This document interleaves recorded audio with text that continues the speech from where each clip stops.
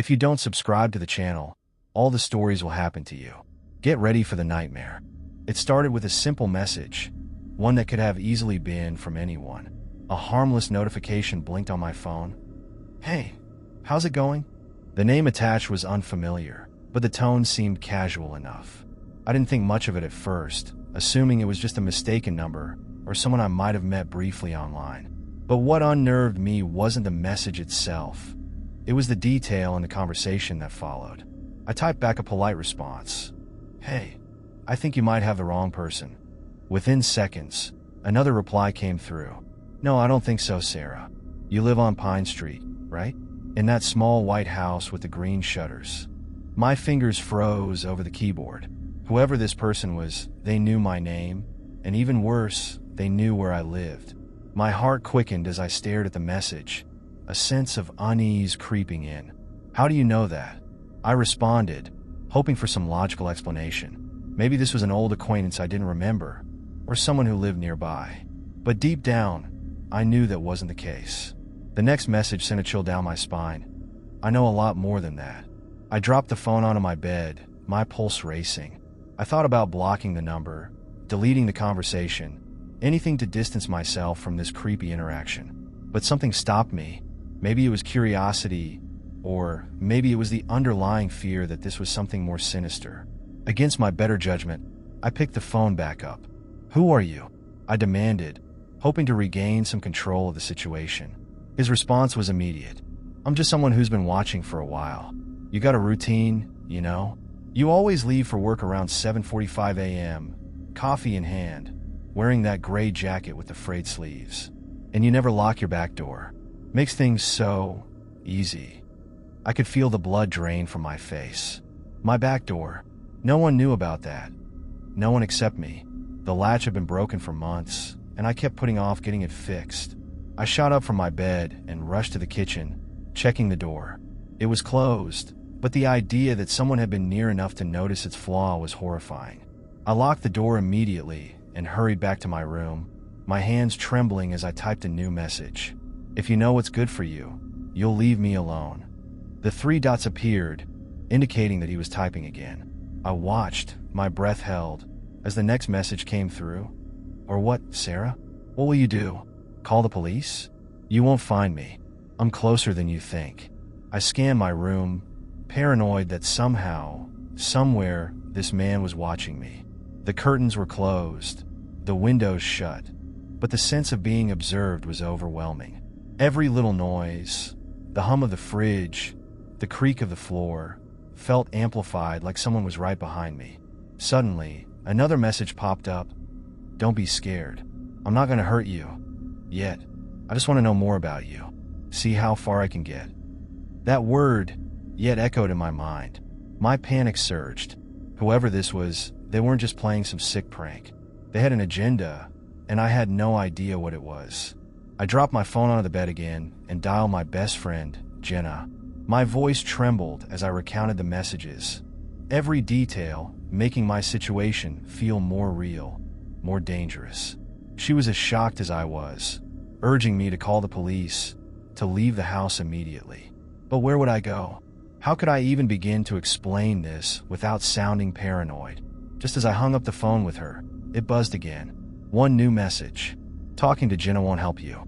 I felt the walls close in around me, my breath shallow as I realized the truth. This man wasn't just watching me. He was in control of everything, and he wasn't going to stop. I couldn't breathe. My mind raced as I clutched my phone, staring at the message that confirmed the worst of my fears. This man didn't just know me. He knew every part of my life, even who I confided in. It was like he was one step ahead, and I had no way of stopping him. The house, once my safe haven, suddenly felt like a trap. My every instinct screamed for me to leave. But where could I go that he couldn't follow? If he knew about Jenna, my back door, my routine, how could I be sure he didn't know everything else? I jumped up, checking the locks on the windows and doors again. It felt pointless, but I needed to do something. My hands shook as I dialed the police, explaining as calmly as I could that someone had been watching me, stalking me. I kept my voice low, afraid he could somehow hear. The dispatcher tried to reassure me, but the tightness in my chest only grew. "We'll send an officer to your home," she said, but it felt like too little too late. The thought of waiting alone, even for a few minutes, was unbearable. As I hung up, the phone buzzed again. I didn't want to look, but my eyes were drawn to the screen. Calling the cops won't change anything. I froze. He knew I called. My heart pounded as I backed away from the phone like it was a live wire. Was he inside the house? Was he outside, watching from the shadows? I forced myself to text Jenna, fingers trembling. "Stay safe. Don't come over. He knows." Her reply came quickly, frantic. "What? What do you mean he knows?" Before I could respond, the power in my house flickered, then went out entirely. My heart skipped a beat as the room was plunged into darkness. I grabbed a flashlight from the kitchen drawer, the beam shaky as I swept it across the empty room. My breathing was shallow, my steps careful as I moved through the house, praying I was alone. Every sound felt amplified in the darkness. The wind outside, the creaking of old wood beneath my feet. I reached for my phone again, but before I could dial the police back, a knock echoed through the silence. My breath caught in my throat. It wasn't loud, just a single knock, enough to make my blood run cold. It wasn't at the front door or the back. It came from inside the house. Slowly, I turned toward the hallway closet, the source of the sound. The door was slightly ajar, just a sliver of darkness visible through the crack. Had I left it like that? I couldn't remember. My body trembled as I raised the flashlight, my mind screaming at me to run, but my feet refusing to move. The phone buzzed again in my hand. "I'm closer than you think." I dropped the flashlight. The beam rolled across the floor, casting eerie shadows that danced against the walls. I scrambled to pick it up, my heartbeat thundering in my ears. The closet door creaked open, the sound splitting the silence. I wasn't alone. In the faint light of the flashlight, I saw the outline of something, a person, standing just beyond the doorframe. My legs finally responded, backing away as quickly as I could. The figure didn't move, but I could feel their eyes on me, following my every step. I rushed to the front door, my fingers fumbling with the lock. Just as I wrenched it open, I heard the softest whisper behind me. "You can't run forever, Sarah." I didn't turn around. I bolted out of the house and into the night, the cool air stinging my face as I ran. My heart pounded in my chest, terror pushing me forward. I sprinted down the street, only stopping when I reached the intersection at the end of the block, my breath coming in ragged gasps. The street was empty, the houses dark. I fumbled for my phone, dialing the police again, begging for help. As I waited for the officer to arrive, I kept glancing over my shoulder, expecting to see him step out of the shadows, to feel his presence lurking nearby. But the street remained eerily silent, and with each passing minute, my anxiety only grew. I was never going to feel safe again. He had already gotten too close, and I knew, deep down, that this was only the beginning. The police arrived within minutes, but to me, it felt like hours. I stood trembling under the dim streetlight as the officers searched my house, their flashlights sweeping through every room. I stayed outside, arms wrapped around myself, desperately trying to hold it together. When they returned, they said what I already knew. They found no one. "There's no sign of forced entry," one officer said, his tone calm, but not particularly reassuring. "Everything's locked up tight." "Then how did he get inside?" My voice cracked. "He was there. I heard him." "We'll take a look around the neighborhood," the other officer assured me. "But for now, you might want to stay somewhere else for the night. Somewhere safe." Safe. The word felt hollow, almost mocking. Where was safe if this man seemed to know every detail of my life? I nodded, too exhausted to argue, and called Jenna, despite my earlier warning. "I'll pick you up," she said, her voice tense but determined. "You're not staying there alone." While I waited for her, the police did a final sweep of the area, but I could tell they didn't believe me. To them, it was probably just another case of paranoia, a scared woman jumping at shadows. But I wasn't imagining this. I knew what I saw, what I heard, and worse, I knew he would be back. Jenna's car pulled up, and I practically ran to it, throwing myself into the passenger seat. The warmth of her familiar face brought some comfort, but it wasn't enough to quell the fear gnawing at me from the inside out. "I called my brother," she said as we drove away. "He's a lawyer. He thinks we should file a restraining order." I nodded, though I wasn't sure what good that would do. A piece of paper wouldn't stop this man from watching me, from knowing every move I made. But it was something, and I needed to feel like I had some control, even if it was an illusion. We drove in silence for a while, the city lights blurring past us, until Jenna broke the quiet.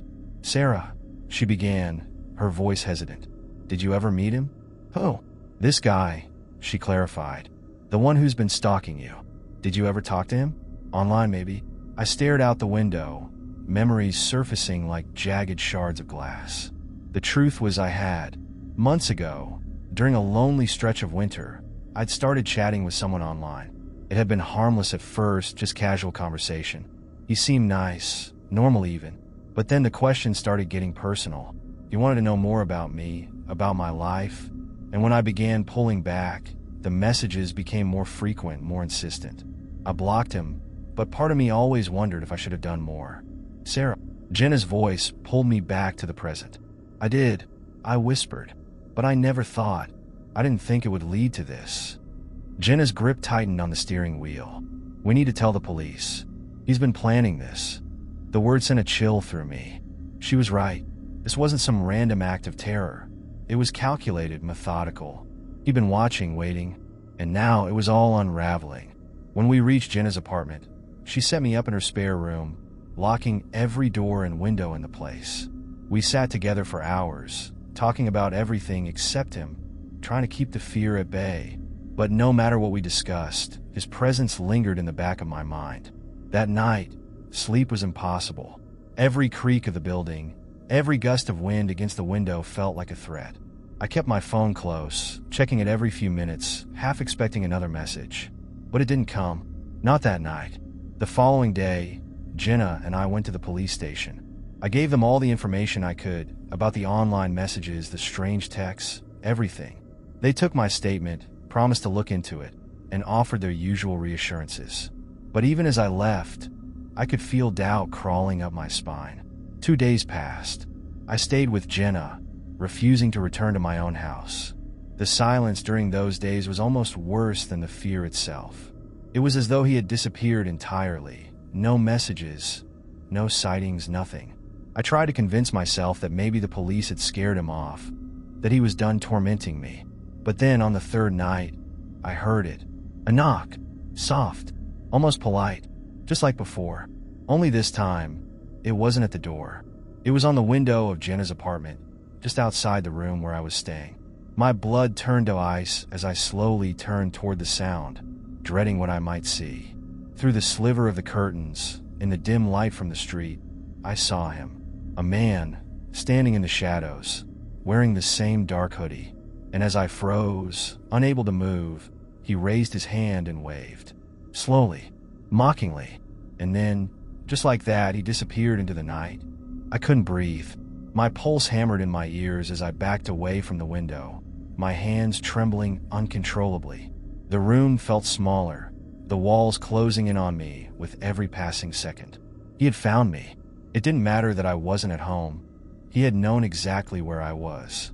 My phone slipped from my shaking hands as I dialed Jenna, my voice barely a whisper when she picked up. "He's here," I managed to say. "He's outside." Jenna burst into my room within seconds, her face pale and eyes wide with panic. She looked at the window, then back at me. "Are you sure?" she asked, though she already knew the answer. I nodded, barely able to speak, as she rushed to the window. She peeked through the curtains but didn't see anything. "He's gone," she whispered, her voice unsteady. "But we need to call the police. Right now." We didn't waste any time.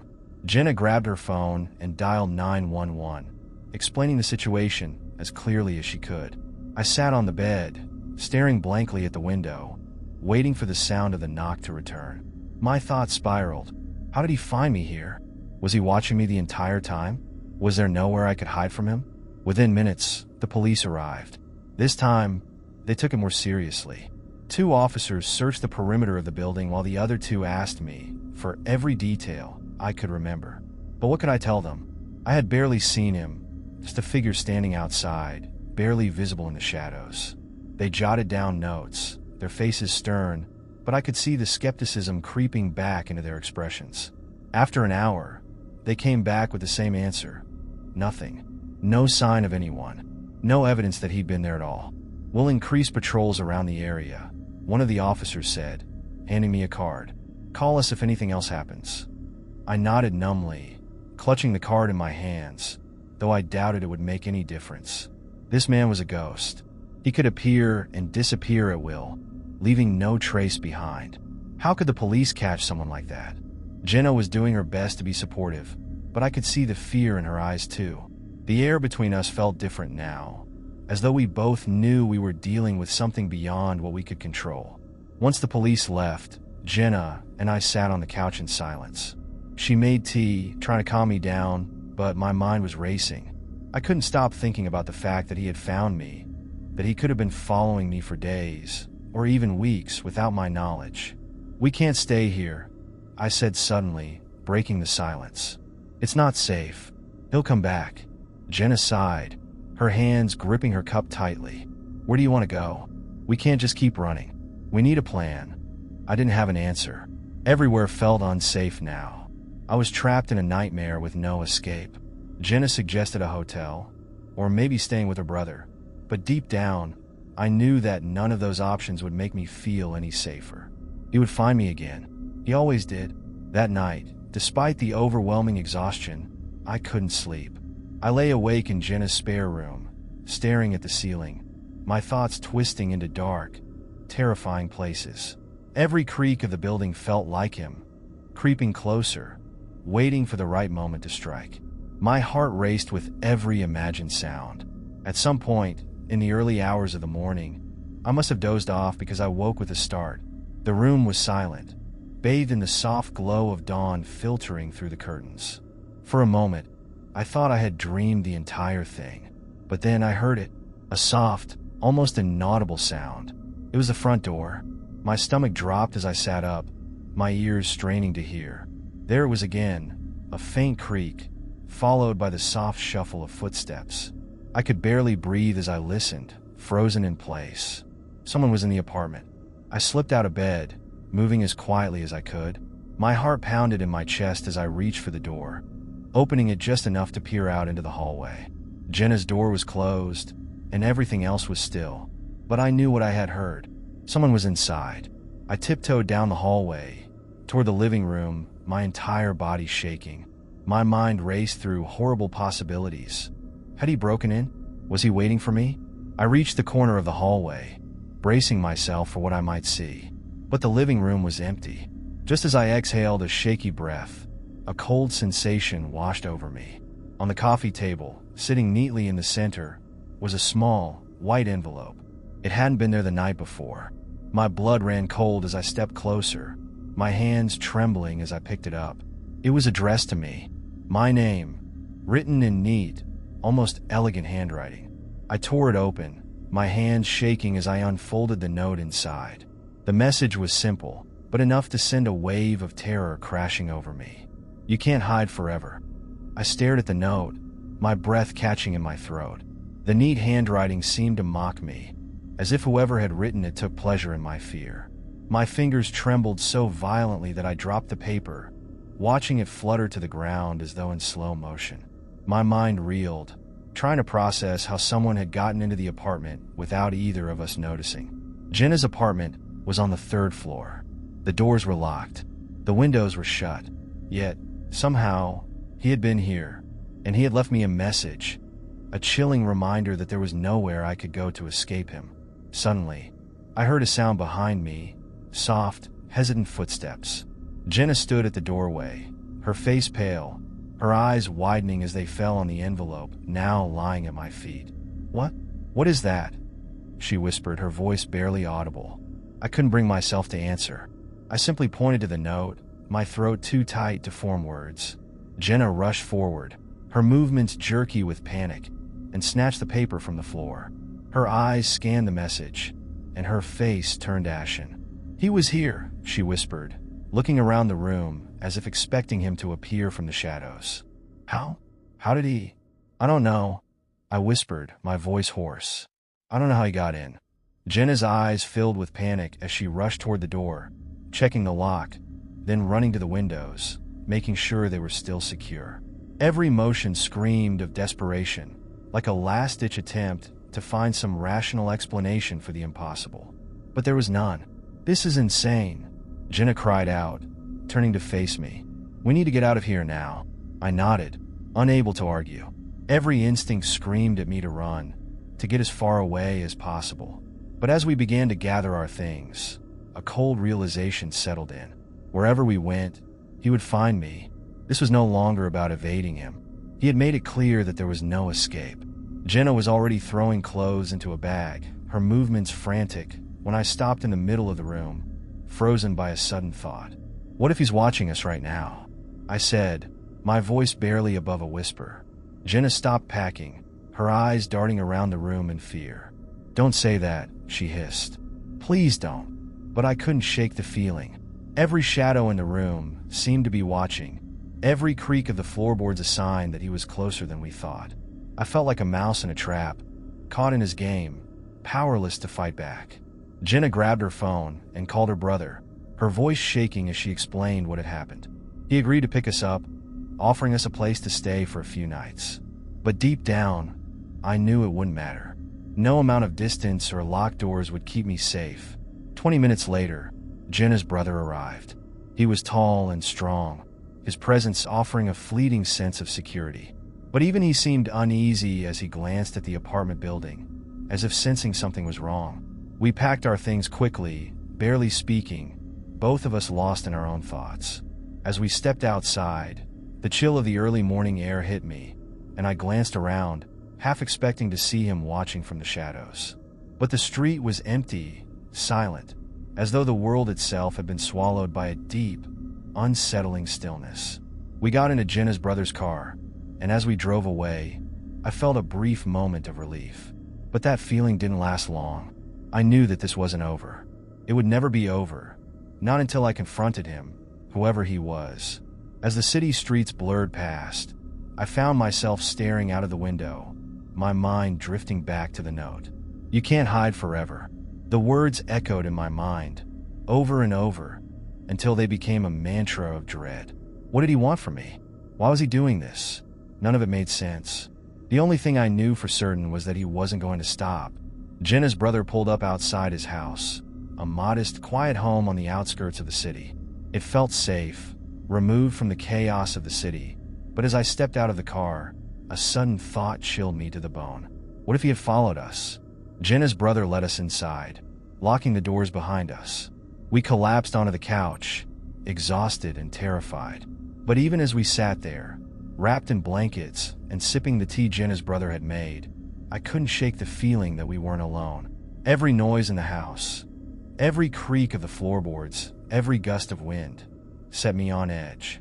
I could feel his presence, like a dark shadow lingering just out of sight. He was still watching. I knew it. And then, just as I began to drift into a fitful sleep, my phone buzzed.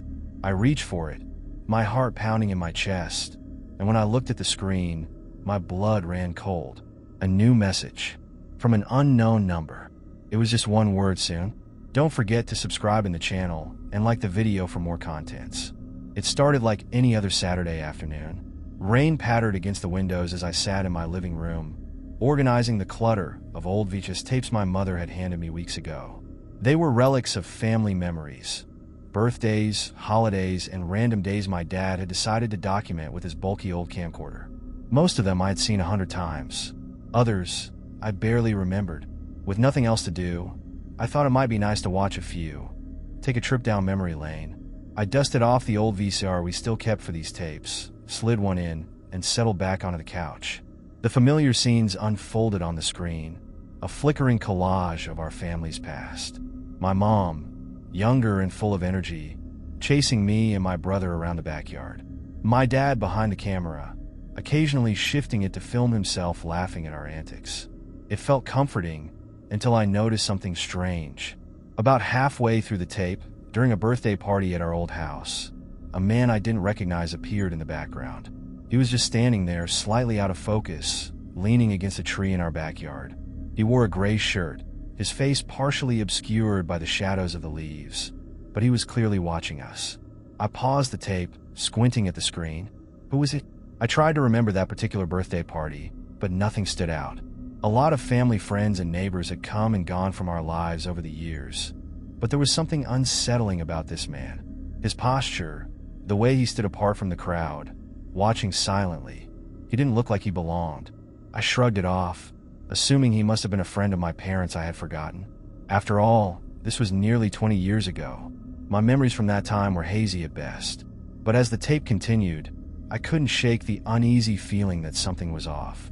Later in the same video, as the camera panned over a group of kids playing, there he was again, standing closer this time, still watching. No one seemed to acknowledge him. None of the adults or kids, not even my dad, who filmed the whole thing.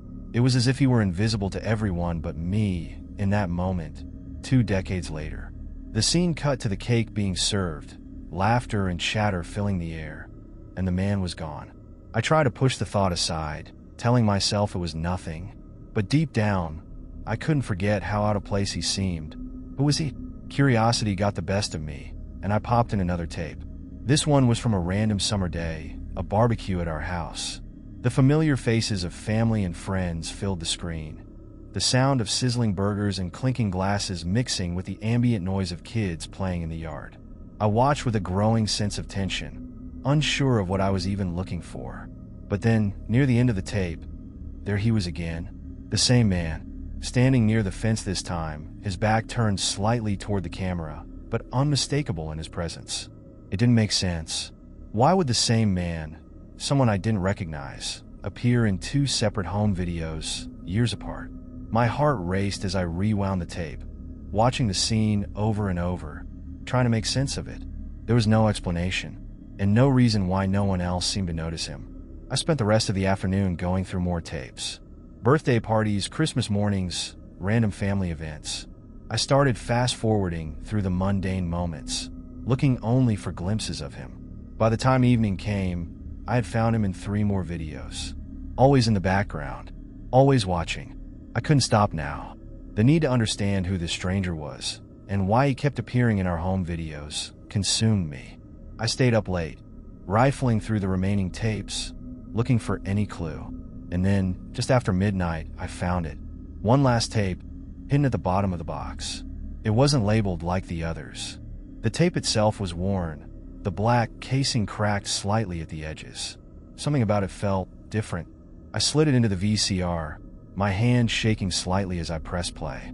The screen flickered to life, and I was met with the familiar scene of our old living room. My dad had set up the camera on a tripod, filming the family on Christmas morning. My younger self was unwrapping gifts, my brother grinning beside me, and my mom was smiling from her spot on the couch. It was a normal, happy moment, but the camera panned too far, just for a second, too far past the edge of the room, where the hallway led to the bedrooms. And standing there, just barely visible at the edge of the frame, was the man, watching us. But this time, something was different. His face wasn't obscured by shadows or distance. I could see him clearly. His eyes were fixed on the family, his expression cold, almost predatory. A chill ran down my spine as I stared at the screen. And then, just before the video cut off, he looked directly at the camera. Directly at me. I scrambled to pause the tape, my breath coming in ragged gasps. I sat there, the silence of the room pressing down on me, feeling like I had just uncovered something I was never meant to see. Who was this man? And how long had he been watching us? I replayed that final clip over and over, trying to make sense of it. But no matter how many times I watched, the fear only grew. It wasn't just the fact that he was there. It was the way he looked at us, the way he looked at me, as if he had been waiting all this time for me to find him. The eerie presence of the man in our family videos haunted me well into the next morning. Sleep had been impossible. Every time I closed my eyes, I saw his face, that cold, detached stare seared into my mind. Questions buzzed around in my head like a swarm of angry bees. Who was he? Why was he there? And, most importantly, how had no one in my family noticed him? I needed answers. First, I called my mom. She was the keeper of our family's history, always quick to remember names, faces, and events. If anyone knew who this man was, it would be her. "Hey, sweetie," she answered, her usual cheerful self. "How's everything going? Have you gone through those tapes yet? Weren't they a trip down memory lane?" "Yeah, about that," I said, trying to sound casual despite the knot forming in my stomach. "I noticed something weird in a few of the tapes. There's this guy who shows up in the background, like at one of my birthday parties and a few other events. Do you remember anyone, maybe a neighbor or a family friend, who used to hang around a lot but didn't talk much?" There was a pause. "A guy in the background? What do you mean?" I could tell from her tone that she was confused. I explained it again, describing the man's appearance and how he seemed to just stand there, watching us in several of the videos.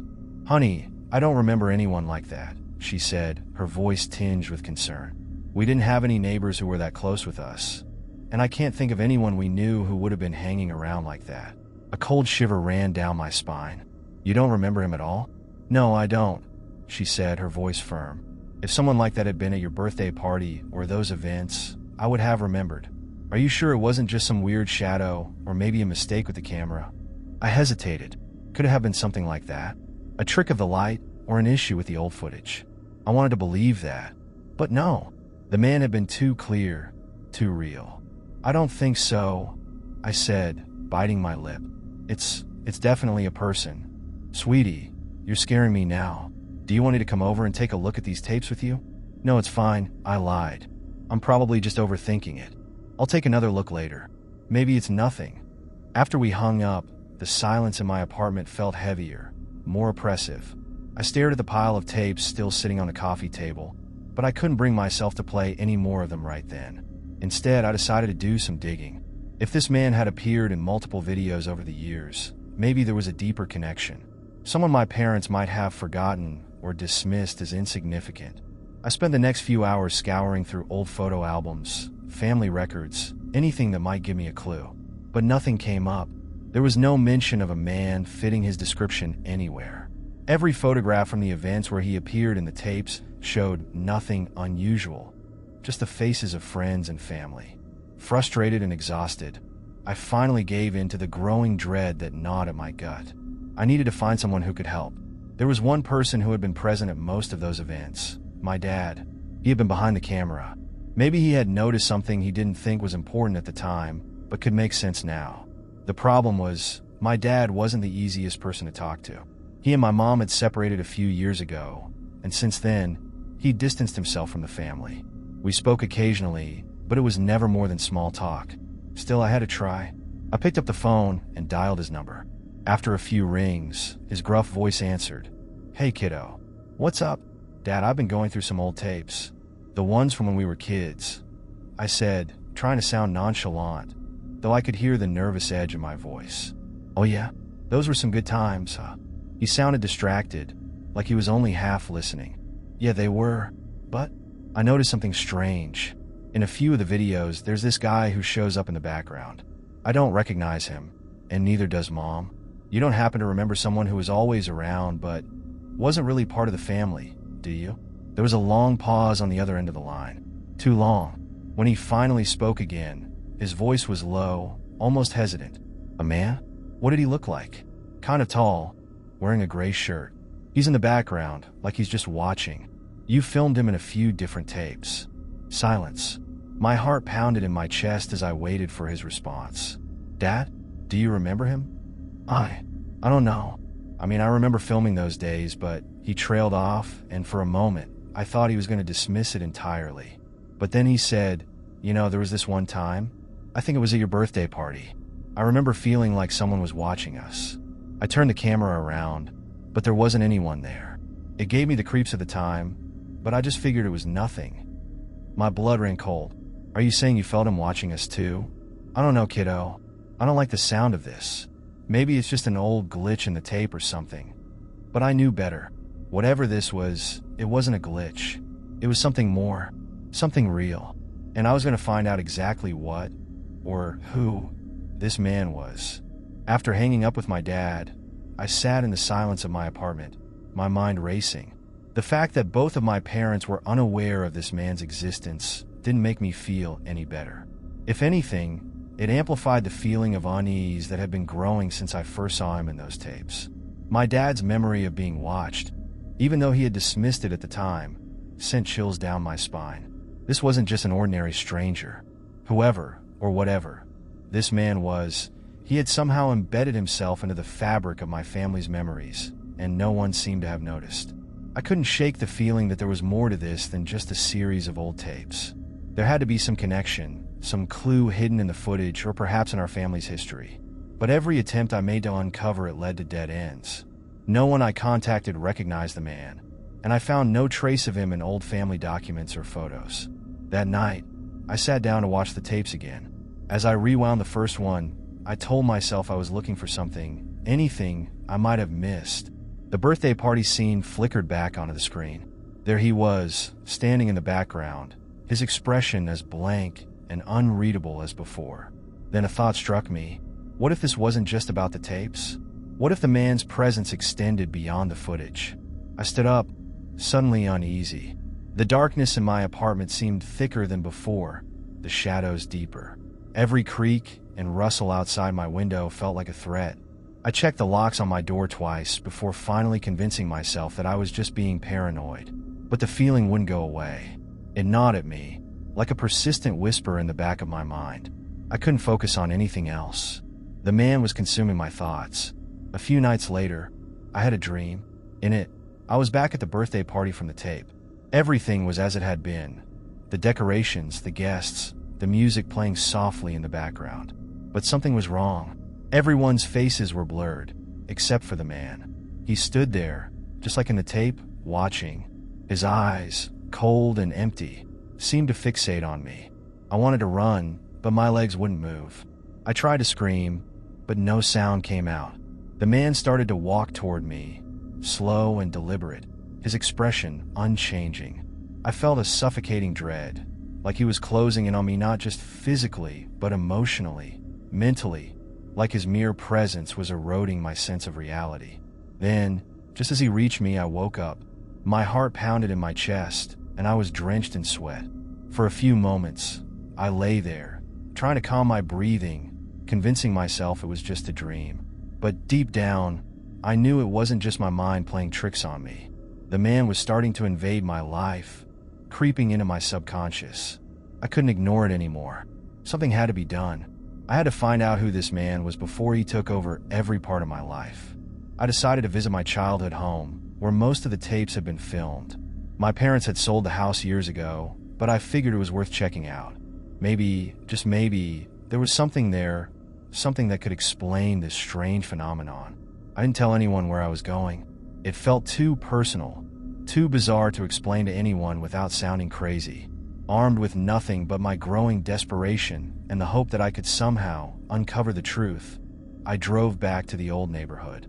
When I arrived, the house looked almost exactly as I remembered it. The new owners had kept the same paint color, the same landscaping. Standing in front of it, I was overwhelmed with a sense of nostalgia.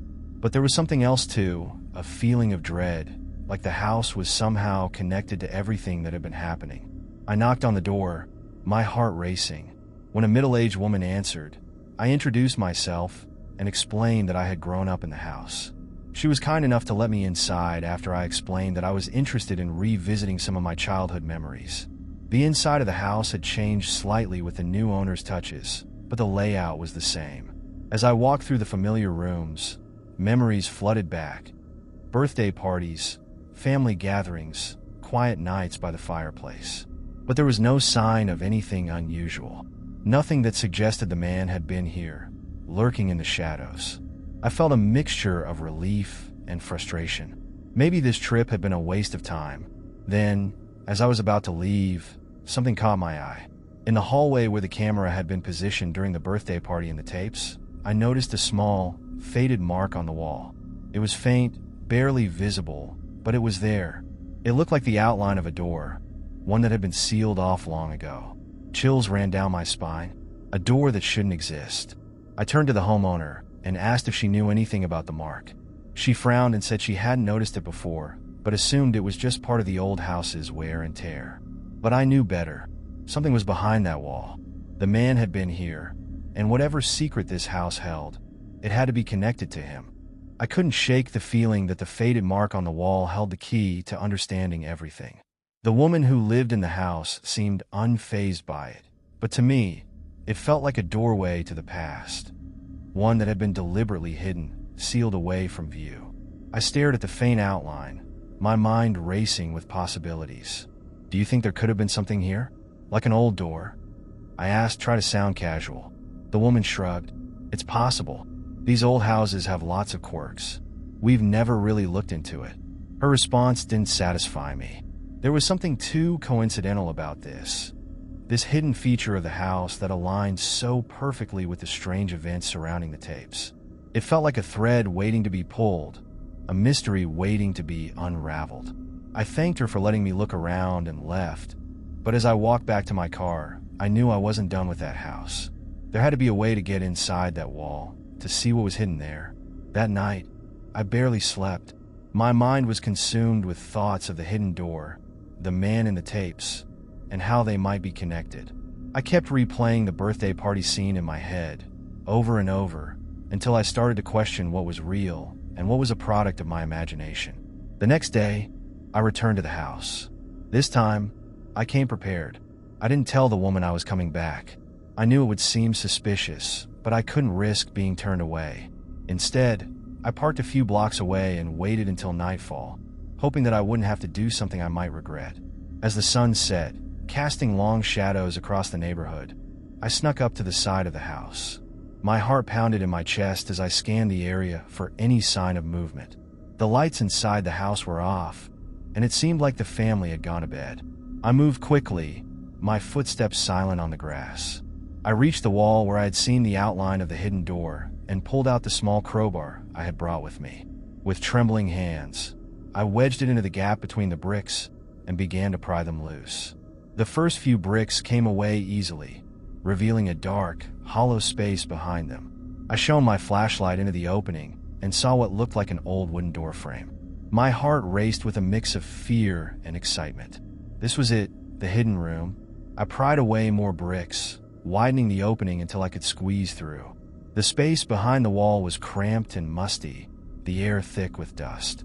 My flashlight beam cut through the darkness, revealing a narrow staircase leading downward. A basement. The family hadn't mentioned a basement when I visited. Either they didn't know it existed, or they had never bothered to explore it. But I couldn't stop now. Whatever was down there, I needed to know. I descended the stairs, the creaking wood beneath my feet echoing in the silence. The further I went, the colder it got, and the sense of dread that had been building since I first saw the man in the tapes intensified. At the bottom of the stairs, I found a door. It was old, its surface scarred and weathered by time, but the handle looked strangely new, as if someone had used it recently. My hands trembled as I reached out to turn the knob. The door swung open with a low, groaning creak, revealing a small room. Inside, I saw what looked like an old recording setup, an ancient camcorder on a tripod, a stack of VHS tapes on a dusty table, and a single wooden chair in the center of the room. My heart skipped a beat. This wasn't just any basement. This was where the tapes had been recorded. The man, the one who had appeared in my family's home videos, had been here in this very room. I approached the table, my flashlight trembling in my grip. The tapes were unmarked, except for one. It had a single word scrawled across the label in faded ink: family. I picked it up, my hands shaking. This was the tape, the one that would explain everything. I could feel it. Without thinking, I shoved the tape into my bag and turned to leave. But as I did, something in the corner of the room caught my eye. A figure. It was standing in the shadows, motionless, watching me. My heart leapt into my throat as I realized who it was. The man from the tapes. I froze, my mind racing with panic. How was he here? How was this possible? He didn't move, didn't speak. He just stood there, his eyes locked onto mine. I turned and bolted up the stairs, my breath coming in ragged gasps. I didn't stop until I was back in my car. The door slammed shut behind me. My hands were shaking so badly, I could barely start the engine. As I sped away from the house, I glanced in the rearview mirror. The man was standing in the doorway, watching me leave. The next day, I couldn't bring myself to watch the tape. Whatever was on it, I knew it held the answers I was seeking, but the fear of what I might find was almost too much to bear, because now I understood the truth. The man wasn't just in the tapes. He was real, and he was watching me, from somewhere in the shadows. I spent the next few days in a fog, trying to reconcile the terrifying events I had experienced. The man, the hidden basement, the tape-marked family, it all felt too surreal to be real. Yet, the tape sat in my bag, a constant reminder of what I'd uncovered. I couldn't just ignore it, but watching it felt like crossing a line I wasn't ready for. I found myself avoiding my own reflection, afraid of what I might see in the background, afraid that the man might still be watching. The air in my apartment felt heavier, as if I wasn't alone anymore. Even my once comforting routine seemed filled with dread. Every knock on the door, every flicker of light, sent a shiver down my spine. But the tape gnawed at me. What was on it? Why had it been hidden in that basement? And how was the man connected to my family? I knew the answers lay in the VHS, but I was terrified of the implications. Could the truth be worse than the nightmares I'd already been living? On the third night after I had found the tape, I decided I couldn't avoid it any longer. The silence in my apartment was deafening, and I felt the overwhelming urge to know. I couldn't live with the uncertainty. So, I pulled out my old VHS player from the closet, dusted it off, and popped the tape in. As it whirred to life, the screen flickered, and for a moment, I almost stopped. But my hand hovered over the remote, frozen by both curiosity and fear. The screen went black, then the familiar grainy footage of a home movie appeared. It was my family. The scene was innocent enough at first. A typical home video from years ago. My younger self, maybe 5 or 6, running around the yard while my parents watched from the porch. The camera focused on me as I played with my dog, laughing and carefree. For a moment, I almost felt nostalgic. But then, the camera slowly panned to the right. That's when I saw him. The man. He was standing in the background, partially obscured by a tree. At first, I thought it might just be a neighbor or someone passing by. But as the video continued, I realized he wasn't moving. He was just watching. The camera didn't linger on him for long, but it was enough. My heart pounded as I rewound the tape and played it again. He was there, clear as day, just standing, staring at my family. Why hadn't I noticed him before? Had anyone else seen him? The video continued, shifting to another day, another family event. This time it was a birthday party, with kids running around, laughing and playing. But in the corner of the screen, partially hidden behind a crowd, was the same man.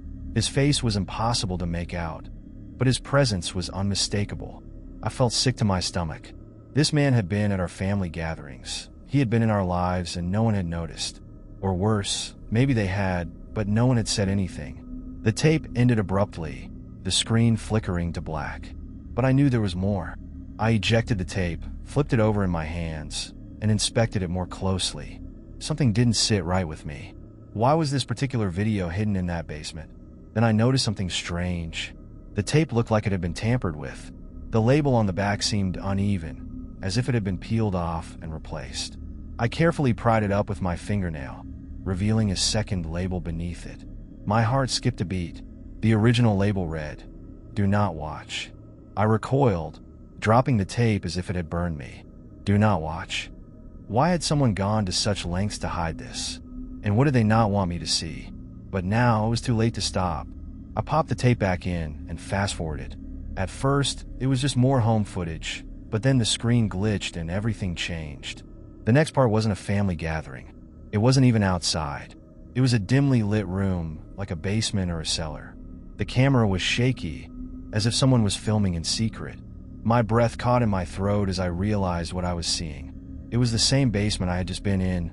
The camera panned around the room, settling on a door. The door I had opened. Slowly, it zoomed in on the handle, lingering there for what felt like an eternity before finally pulling away. And then the screen went black. Just when I thought it was over, the camera flickered back on. This time, it showed something that made my blood run cold. A figure, bound and gagged, was sitting in the center of the room, trembling with fear. And standing behind them, in the shadows, was the man. He stepped into the light for the first time, and I could finally see his face. It was pale, gaunt, and expressionless. His eyes were dark, soulless, and his presence radiated an unsettling calm. He reached down and gently placed his hand on the figure's shoulder, as if reassuring them.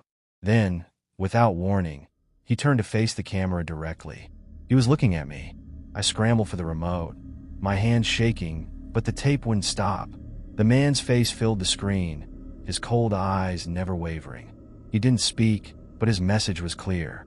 He knew I was watching. Don't forget to subscribe in the channel and like the video for more contents. The evening had descended quietly, wrapping my home in a shroud of calm that felt comforting after a long week.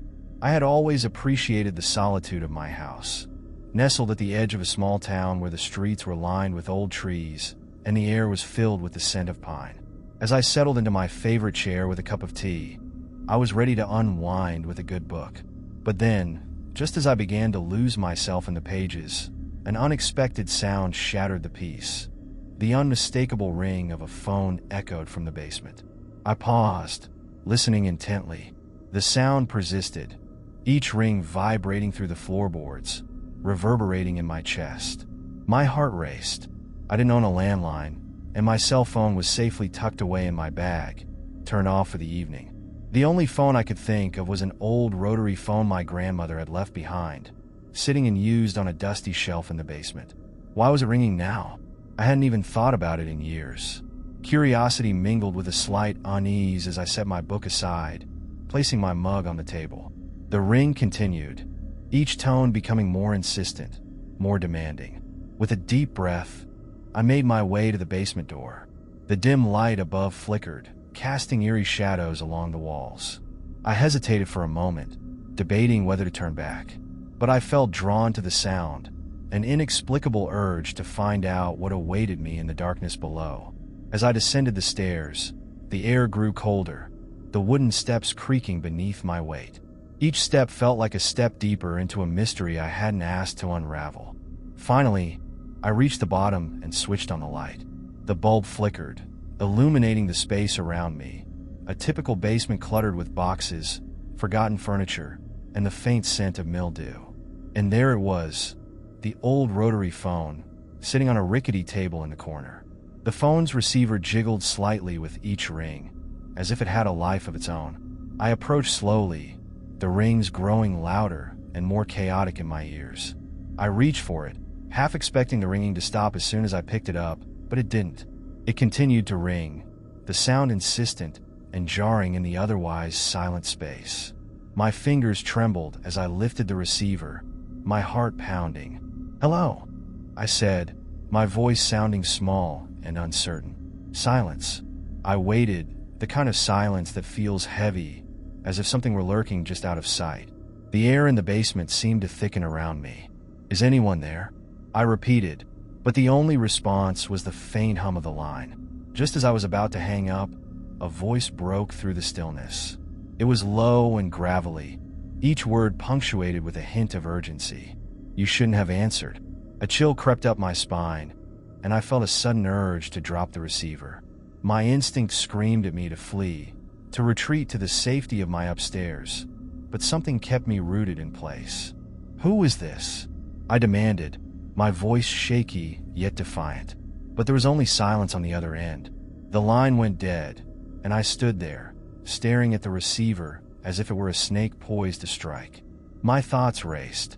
Who was that voice? What did they mean by, "You shouldn't have answered"? And why was the phone ringing after all these years? I took a step back, my heart racing. The questions spiraled in my mind, and I felt an overwhelming need to leave the basement, to escape the weight of that conversation. I returned the receiver to its cradle and turned to leave. But just as I reached the bottom of the stairs, the phone rang again. This time, the sound was sharper, more urgent, slicing through the air like a knife. I paused, torn between fear and curiosity. I couldn't just ignore it, could I? It had to be a prank or a glitch, some freak occurrence. But deep down, a part of me knew it was something more, a call from the past, perhaps, or a warning from the unknown. With a deep breath, I turned back, facing the phone once more. I wasn't about to let fear dictate my actions. This time, I approached with resolve, lifting the receiver again. "I'm listening," I said firmly. "Help me. came the voice, now tinged with desperation. "You need to listen carefully." A rush of adrenaline coursed through me.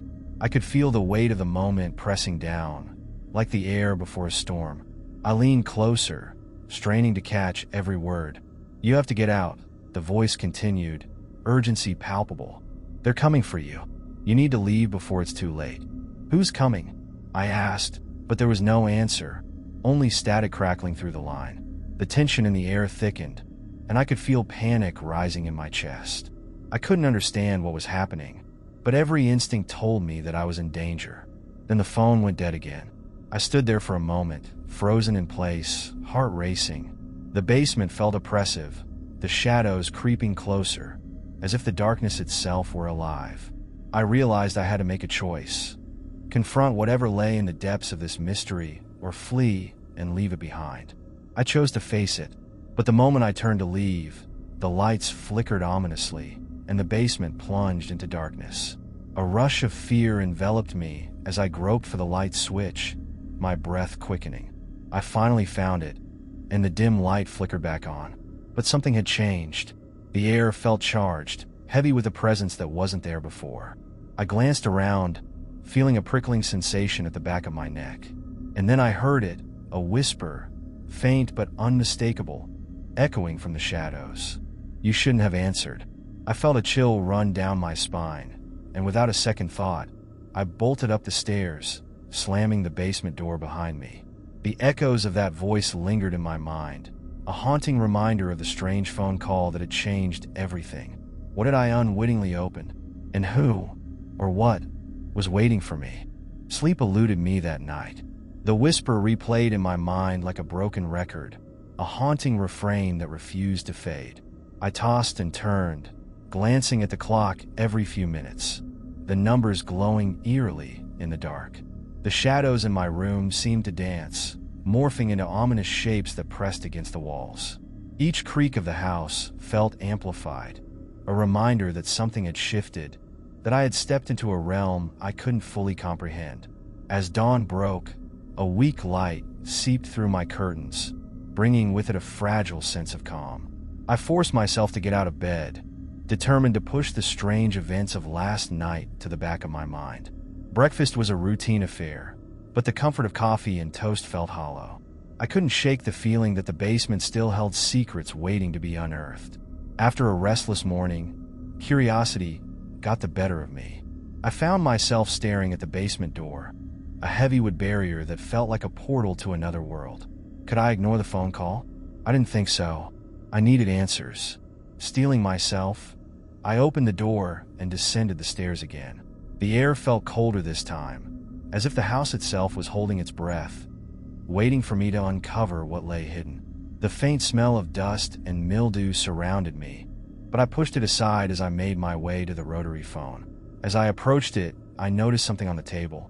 A small envelope lay next to the phone, yellowed with age and slightly crumpled. It hadn't been there before. My heart raced as I picked it up, the paper brittle between my fingers. I hesitated for a moment before carefully opening it. Inside was a single piece of paper, and as I unfolded it, a chilling message revealed itself, scrawled in an erratic handwriting. "They know you're here. Don't trust them. Leave while you still can." A wave of nausea washed over me. Who were they? Why did they want me to leave? I glanced around the dim basement, feeling the walls closing in. I was alone, yet the weight of unseen eyes bore down on me. My instinct urged me to flee, but something else pulled me deeper into the mystery. I tucked the note in my pocket, suddenly aware of how little I knew about the history of this house. It had belonged to my family for generations, yet the stories surrounding it remained vague, obscured by time. I resolved to dig deeper, to uncover the past that had been hidden away like the secrets beneath this very floor. With a renewed sense of purpose, I made my way back upstairs. I needed to explore my family's history, to piece together the puzzle that was unfolding. I rummaged through the attic, where boxes filled with old photographs and memorabilia collected dust. Among them, I found journals, letters, and scraps of stories that my relatives had left behind. As I sifted through the yellowed pages, I stumbled upon a journal belonging to my great-aunt, who had lived in this house many decades ago. Her writing was erratic, filled with disjointed thoughts and fragments of experiences. It spoke of strange happenings, noises at night, shadows flitting past windows, and the eerie feeling of being watched. My heart pounded as I read about a man who had visited her, a man with an unsettling presence who seemed to know far too much about the family. Every time he comes, something bad happens. One entry read, "I can feel him lurking, waiting for something. I fear for my family's safety." As I read on, I felt a connection to her words, a shared anxiety that threaded through generations. My fingers traced the lines of her writing, and I realized that I was not the first to feel the weight of whatever had settled into this house. Suddenly, a noise broke my concentration, a soft thud echoing from the basement. My breath caught in my throat, and I stood still, listening intently. There it was again, a deliberate sound, as if something or someone had shifted in the dark. A rush of adrenaline surged through me. Was it the voice from the phone? Had the entity returned? Gripping the journal tightly, I decided to confront whatever awaited me below. I needed to know if my family's history held the key to understanding the danger I now faced. I descended the stairs, each step feeling heavier than the last. The basement was cloaked in shadows, but I switched on the light, illuminating the space. The phone sat silently, but the room felt alive with tension. I scanned the area, searching for the source of the noise. Then I saw it, a movement in the corner. My breath hitched as I stepped closer, my heart pounding in my chest. A shadow flickered, and as I approached, I realized it was a door I had never noticed before, half hidden behind a stack of old boxes. It was slightly ajar, revealing darkness beyond. The urge to turn back was strong, but the curiosity gnawed at me. This hidden door could hold the answers I sought. I pushed it open wider, the creaking hinges sounding like a warning. As I stepped through, a chill enveloped me, and I was met with a small, cramped room.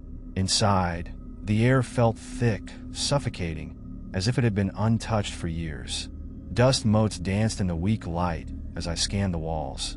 And that's when I saw it. A collection of photographs pinned up like a macabre gallery. Each image was a face I didn't recognize, but the expressions were haunting. Fear, anguish, despair. My heart raced as I looked closer, and I realized they were all people who had lived in this house over the decades. It dawned on me that my family's history was tangled in something darker than I could have imagined.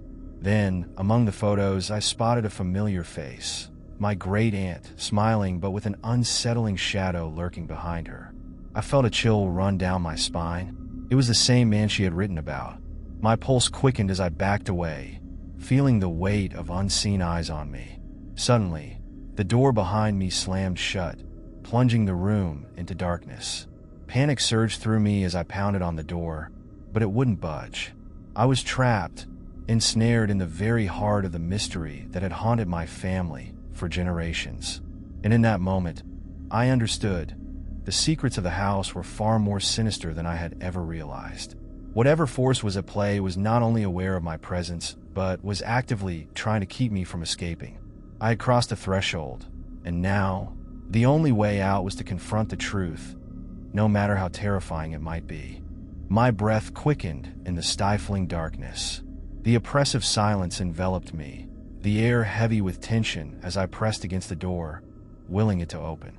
I could hear my heartbeat echoing in my ears, each thud a reminder of the gravity of my situation. Panic surged through me, but I forced myself to take a step back and assess my surroundings. The room was dim, illuminated only by a faint sliver of light creeping through the cracks in the door.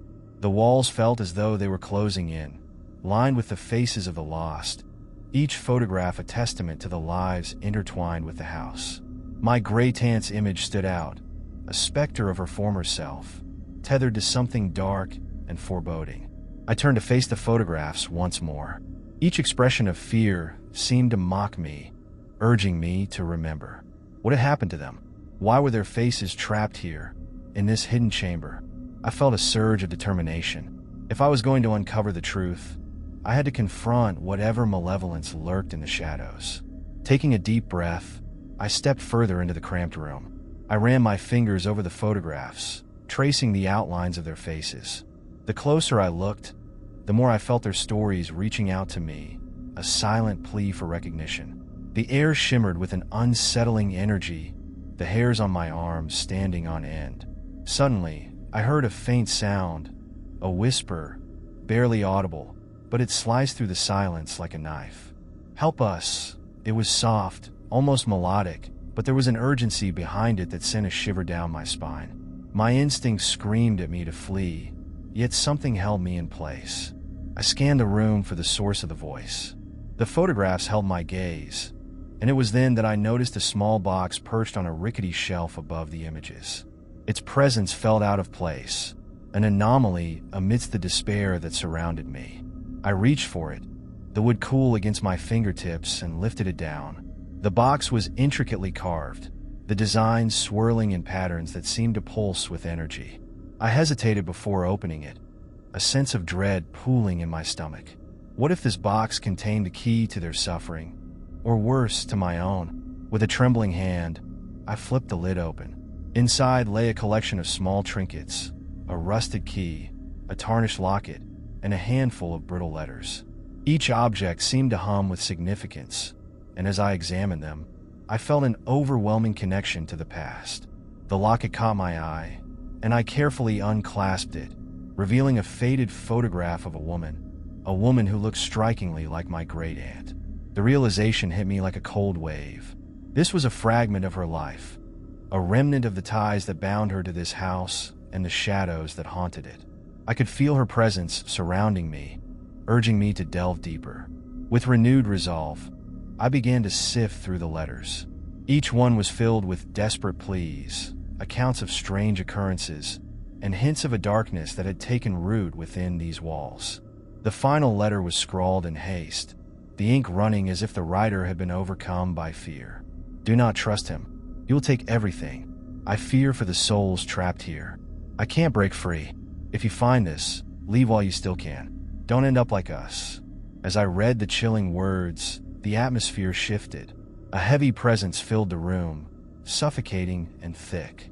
The shadows deepened, and I felt an oppressive weight pressing down on me. Panic surged once more, but I couldn't turn back now. I was in too deep. Suddenly, the door creaked open, spilling light into the dark space. I squinted against the brightness, half expecting to see a figure standing there, ready to confront me. Instead, it was just the empty hallway, inviting yet foreboding. I hesitated, my heart racing. Should I flee or confront the unknown? Compelled by a force I couldn't understand, I stepped into the light. As I crossed the threshold, I felt the weight of the past shifting, the photographs watching me as if they were alive. I needed to understand their pain, their fear, and whatever had kept them bound to this place. As I moved through the house, I heard whispers again, echoing through the hallways. "Help us." The voices seemed to ripple through the walls, pulling me toward the living room. My heart raced as I approached the door, uncertainty flooding my mind. What awaited me on the other side? I pushed the door open and stepped into the living room, where a strange sight awaited me. The furniture was covered in dust, but there was a fire crackling in the hearth, illuminating the space with a warm glow. On the mantel, I noticed a collection of family photos, each one eerily familiar. I glanced around, my eyes landing on an old rocking chair that creaked gently as if someone had just vacated it. The atmosphere felt alive, charged with energy, and I could sense that I was being watched. Suddenly, a figure emerged from the shadows, a man, tall and imposing, with a smile that sent chills racing down my spine. "Welcome back," he said, his voice smooth but laced with something sinister. "I've been waiting for you." I froze, the realization crashing over me. This was the man from the photographs, the same one who had haunted my great-aunt's writings. He exuded an unsettling charm, but beneath it lay a darkness that felt palpable. "Who are you?" I demanded, my voice steadier than I felt. "Just a friend," he replied, stepping closer. "But I know more about your family than you could ever imagine, and I'm here to help you understand." The air thickened as he spoke, and my heart raced. I needed to escape, but something in his eyes held me captive. "You don't have to be afraid," he continued, his voice soothing yet menacing. This house has so many stories to tell. You've only scratched the surface. I glanced around, feeling the weight of the photographs bearing down on me. What happened to them? I whispered, my throat dry. Ah, the lost souls, he mused, his smile widening. They are but remnants of a past that cannot be forgotten. Each one trapped here for a reason. But you can change that. His words wrapped around me like a serpent, tightening their grip. I felt the urge to run, but curiosity mingled with fear, anchoring me in place. What do you mean? I pressed. He stepped closer, his presence filling the room. You have the potential to free them. You just need to embrace the truth of this house and its secrets. You are bound to it now. A chill ran through me, and I suddenly felt a wave of dizziness. The photographs seemed to shimmer, the faces pleading for release. I don't want to be a part of this, I gasped. His laughter echoed through the room, sending shivers down my spine. It's too late for that. You've already begun your journey. But fear not. I can guide you. Together, we can uncover the dark history of your family. As he spoke, I felt the energy shift, the room pulsating with anticipation. I had stumbled into something far beyond my comprehension, a web of secrets that entwined my family with forces I couldn't begin to understand. But deep down, a flicker of defiance ignited within me. No, I said firmly, shaking my head. I won't let you manipulate me or my family's history any longer. His smile faded, replaced by a glare that sent chills through me. You think you can resist? You are already part of this story. With a sudden surge of adrenaline, I turned and fled, racing back toward the basement door. I had to find a way out, to escape the grip of this man and the darkness that threatened to consume me. As I ran, the whispers grew louder, echoing my fear and desperation. Help us! Help us! I burst through the basement door, slamming it shut behind me. I could hear the man's laughter ringing in my ears, a chilling reminder of the choice I had made. I needed to uncover the truth and break free from the cycle that bound my family to this cursed house.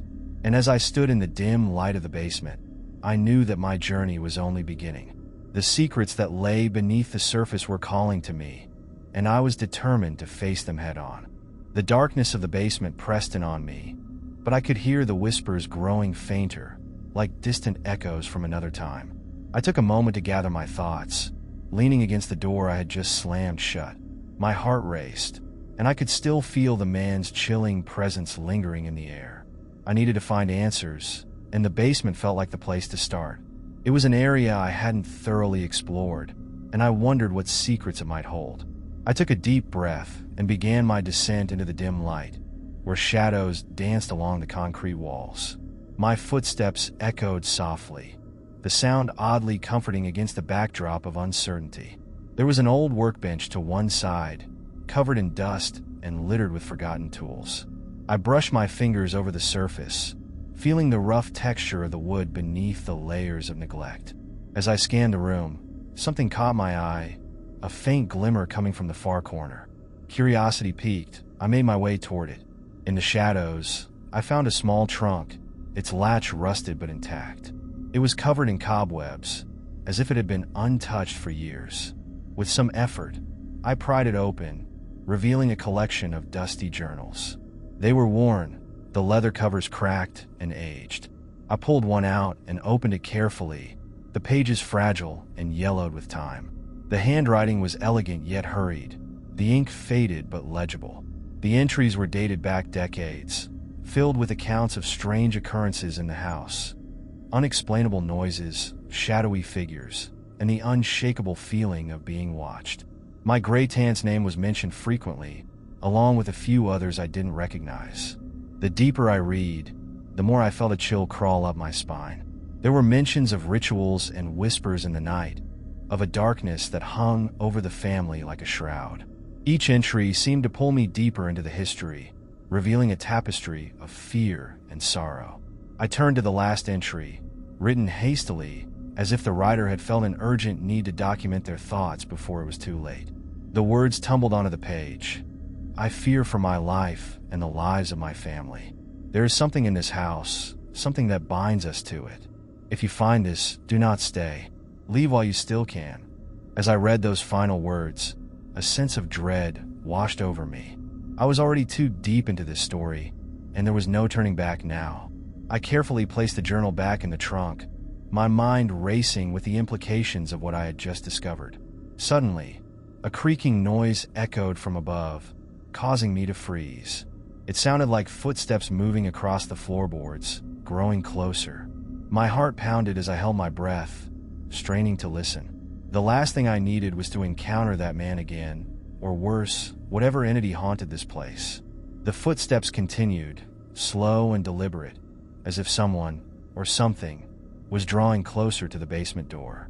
Panic surged through me as I realized I had to make a decision: stay and confront the unknown, or escape while I still could. I decided to investigate. Steeling myself, I crept toward the stairs, each step slow and cautious. I peered up through the small window at the top of the door, but the light was too bright to make anything out. The footsteps had stopped, leaving an eerie silence in their wake. I opened the basement door, just a crack, peering out into the dim hallway. The house felt alive, the air thick with tension, as if it were holding its breath. I slipped out of the basement, closing the door softly behind me, and moved cautiously toward the source of the sound. The hallway was empty, but the unease settled into my bones. I felt the weight of the photographs watching me, each face a reminder of the story I was entangled in. I could hear the faint whispers again, coaxing me to follow them deeper into the house. Summoning my courage, I took a step forward, following the whispers as they led me toward the living room. As I approached, I could see a figure standing by the window, silhouetted against the fading light. My heart raced as I recognized the shape. It was the man from earlier. "Ah, there you are," he said, his voice smooth and inviting. "I was hoping you'd join me. We have much to discuss." I hesitated, uncertain whether to confront him or flee, but something compelled me to stay. I had come too far to turn back now, and I needed to know what he wanted. "What do you want from me?" I demanded, trying to sound braver than I felt. He turned to face me fully, his eyes gleaming with an unsettling mixture of amusement and something darker. "I want to help you understand the legacy of your family. There are truths that need to be uncovered, and you have the key to it all." "What do you mean?" I pressed, my curiosity battling my fear. He gestured toward the window, where the last rays of sunlight cast long shadows across the floor. "This house is more than just a structure. It's a vessel for the stories of those who lived here. Your family's history is intertwined with forces that transcend time. Together, we can unlock the secrets that lie within." I felt a shiver run down my spine. "And what's in it for you?" His smile widened, but it didn't reach his eyes. "Knowledge, my dear. Knowledge is power, and you have the potential to change everything." A part of me wanted to reject his offer, to run from this place and the darkness that surrounded it. But another part of me was drawn to the mystery, to the whispers that promised answers. I couldn't deny the allure of the unknown. "Show me," I said, my voice steady despite the unease swirling in my chest. "Show me the truth." He extended his hand, inviting me to step closer. I took a deep breath and moved toward him, crossing the threshold into a realm of shadows and secrets. I was ready to confront whatever lay ahead, ready to unveil the legacy of my family and the haunting presence of the house. As I stood beside him, the room seemed to pulse with energy, a silent promise of revelations yet to come. Together, we would delve into the heart of the darkness, unraveling the threads of a story long buried beneath layers of fear. The air crackled with tension as I stood beside him, the weight of his gaze pressing upon me. I felt like I was on the brink of something profound, something that would change my understanding of everything I thought I knew about my family and the house we inhabited. "What do you want me to see?" I asked, my voice barely above a whisper. The man's expression remained inscrutable, but there was a flicker of satisfaction in his eyes. "First, we must venture deeper into the heart of this house," he replied, his tone smooth and inviting. "There are places here that even you have yet to uncover." With that, he turned and walked toward a narrow hallway that I had always avoided. The walls were lined with faded portraits of my ancestors, their eyes seeming to follow us as we passed. I felt a chill creep up my spine, an unsettling awareness that I was not just stepping into a different part of the house, but a different realm of reality. As we entered the hallway, I caught a glimpse of something out of the corner of my eye, a flicker of movement, a shadow darting just beyond my line of sight. My heart raced, but I forced myself to focus on the man in front of me. He led me to a door I had never noticed before, tucked away behind a large tapestry. The wood was aged, the knob intricately carved, but the door looked as if it hadn't been opened in decades. "Beyond this door lies the truth you seek," he said, his voice low and enticing. "Are you ready to confront it?" I hesitated, uncertainty swirling in my gut. What if it's too much? What if I'm not ready? He turned to face me fully, his expression softening. "You have already stepped into the darkness. You have come this far. You owe it to yourself and to your family to uncover what has been hidden for so long." Taking a deep breath, I nodded. "Okay, let's do this." He placed his hand on the doorknob, and with a gentle push, the door creaked open. A gust of cool air rushed out, carrying with it the scent of musty books and something else, something ancient and alive. The room beyond was dimly lit, the walls lined with shelves filled with dusty tomes. I stepped inside, the floorboards creaking beneath my feet, and my eyes widened at the sight before me. In the center of the room stood an enormous, ornate mirror, its surface clouded and tarnished. "This is the mirror of truth," the man explained, gesturing toward it. "It reflects not just your image, but the shadows that dwell within your past. Are you prepared to look?" I approached the mirror cautiously, my reflection obscured by the grime and age. The air grew heavier, and I could feel a pulse of energy emanating from it, resonating with the very essence of my being. "What will I see?" I asked, anxiety creeping into my voice. "Everything," he replied, his gaze fixed on the mirror.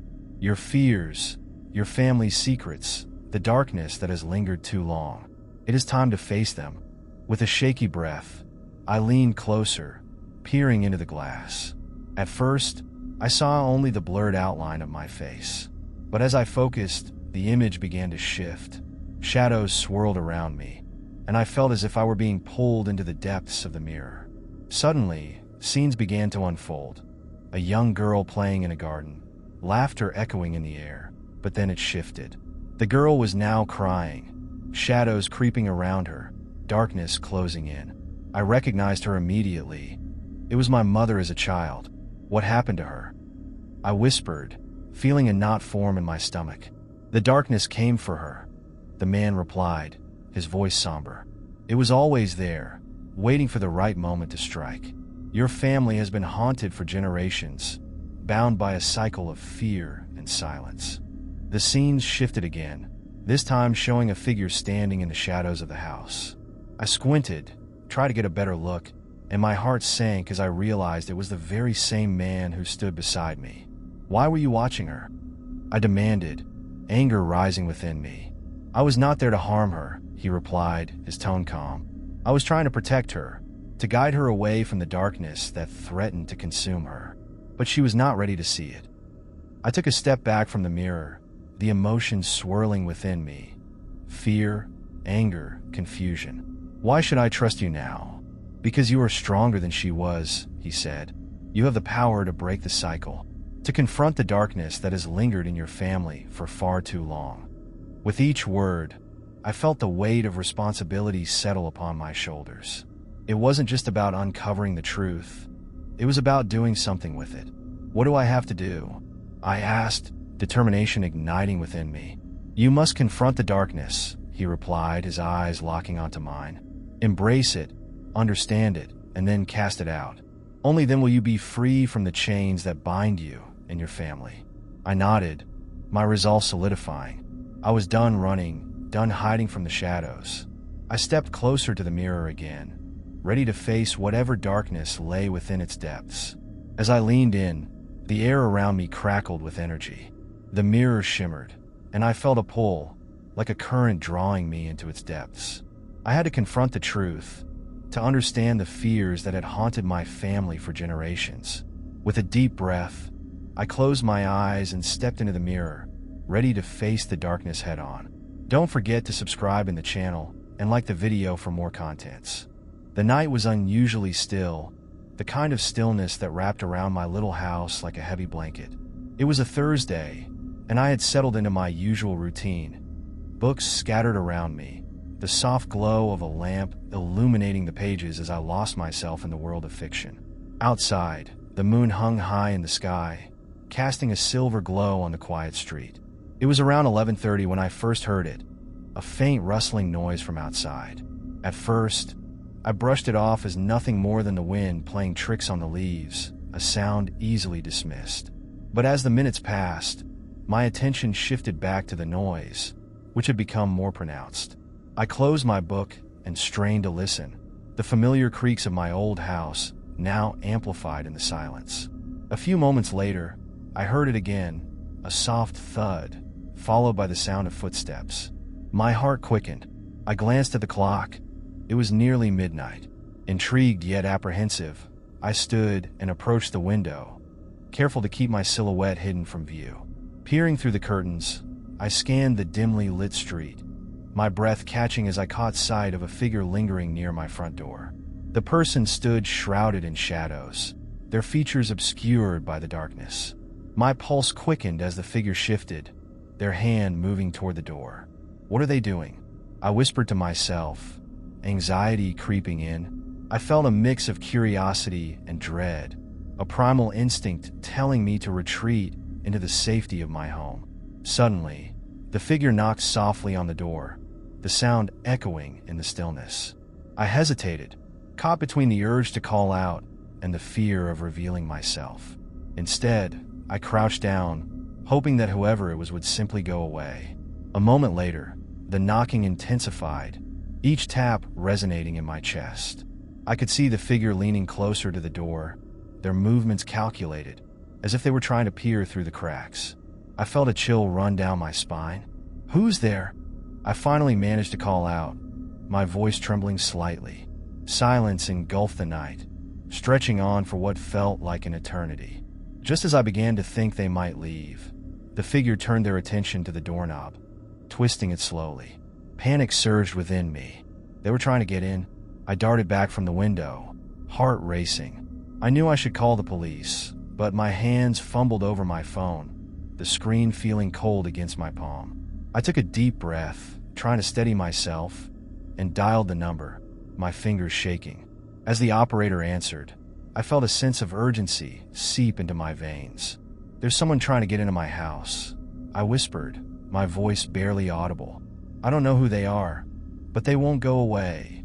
"Stay on the line, ma'am," the operator replied calmly. "Can you tell me your address?" I gave them the details, my eyes darting back to the door. The figure had stopped trying to turn the knob, but hadn't left. Instead, they stood there, their posture tense, as if waiting for something. "What do they look like?" the operator asked, pulling me back into the moment. I peered cautiously through the curtain again, trying to make out any distinguishing features. "I can't see their face. They're wearing a dark hooded sweatshirt. I think they have something in their hand." "Stay calm," the operator instructed. "Help is on the way. Keep your doors locked and try to stay quiet." I nodded, even though they couldn't see me. My mind raced with thoughts of what this stranger could want. Was it a robbery? Or something far worse? Suddenly, the figure turned sharply, as if sensing my gaze. I froze, breath hitching in my throat. Their head tilted slightly, and for a brief moment, I thought I saw a flash of pale skin beneath the hood. My heart hammered violently against my ribcage. Just then, the porch light flickered, illuminating the figure in a harsh glow. The moment I saw their face, my blood ran cold. It was someone I recognized. I had seen this person around the neighborhood, a quiet man who often walked his dog at odd hours. We had exchanged nods and pleasantries, but never more than that. My mind raced with confusion. Why was he here? And why was he trying to get in my house at this hour? "Hello," I called out, trying to project calmness despite the fear gripping me. "What do you want?" He seemed to pause, hesitating for a moment, before stepping back into the shadows. "I just need to talk," he replied, his voice low and urgent. "About what?" I asked, keeping my distance, feeling vulnerable and exposed behind my locked door.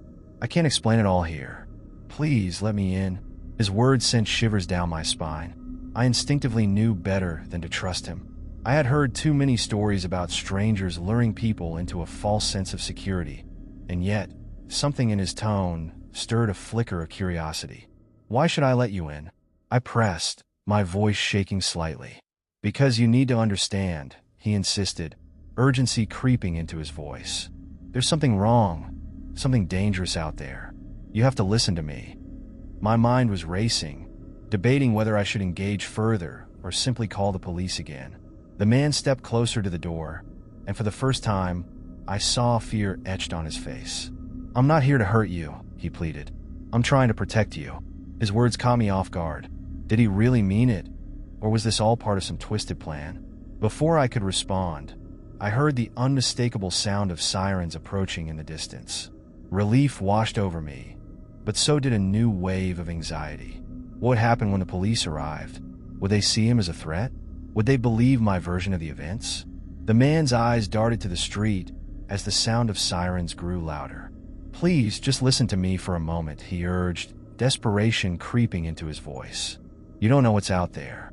You need to know the truth." I felt a strange pull toward him, a mix of fear and curiosity, but I knew I had to prioritize my safety. "I'm calling the police," I stated firmly, clutching my phone tighter. He looked defeated for a moment, then nodded slowly. "Okay, but just remember, there's more at stake than you realize. They're coming for you." With that, he stepped back into the shadows, his figure melting into the darkness as the sirens drew closer. I felt a mix of relief and confusion as I dialed the police once more, unsure of what had just transpired. As the officers arrived, I wondered if I would ever learn the truth behind the stranger at my door, and the warning he had left hanging in the night. The police arrived swiftly, their blue and red lights cutting through the darkness like beacons of safety. I rushed to the door, unlocking it with trembling hands and stepping out into the crisp night air. The officers, two burly figures, approached with a sense of authority, their faces illuminated by the flickering lights. "Ma'am, what's going on?" one of them asked, his voice steady as he assessed the situation. "There was a man here," I stammered, my heart still racing. "He was trying to get into my house. He said he needed to talk to me about something dangerous." The officers exchanged glances, and I could see their skepticism written all over their faces. "Did you see what he looked like?" the other officer asked, scanning the street for any sign of the stranger. I nodded, recalling the hooded figure. He was wearing a dark sweatshirt and I think he had a scar on his cheek, but he wasn't threatening, just desperate. "Did he say anything specific?" the first officer prompted, taking notes in a small notebook. "He said something about being here to protect me, and that there was something dangerous out there," I explained, my voice shaky. "I thought he was just a random stranger, but..." "Ma'am, it's common for people to show signs of distress in the middle of the night," the second officer interjected. "We'll check around the area, but it's also possible he was just confused or lost." "But he knew my name," I replied, a knot forming in my stomach. "He mentioned that they were coming for me."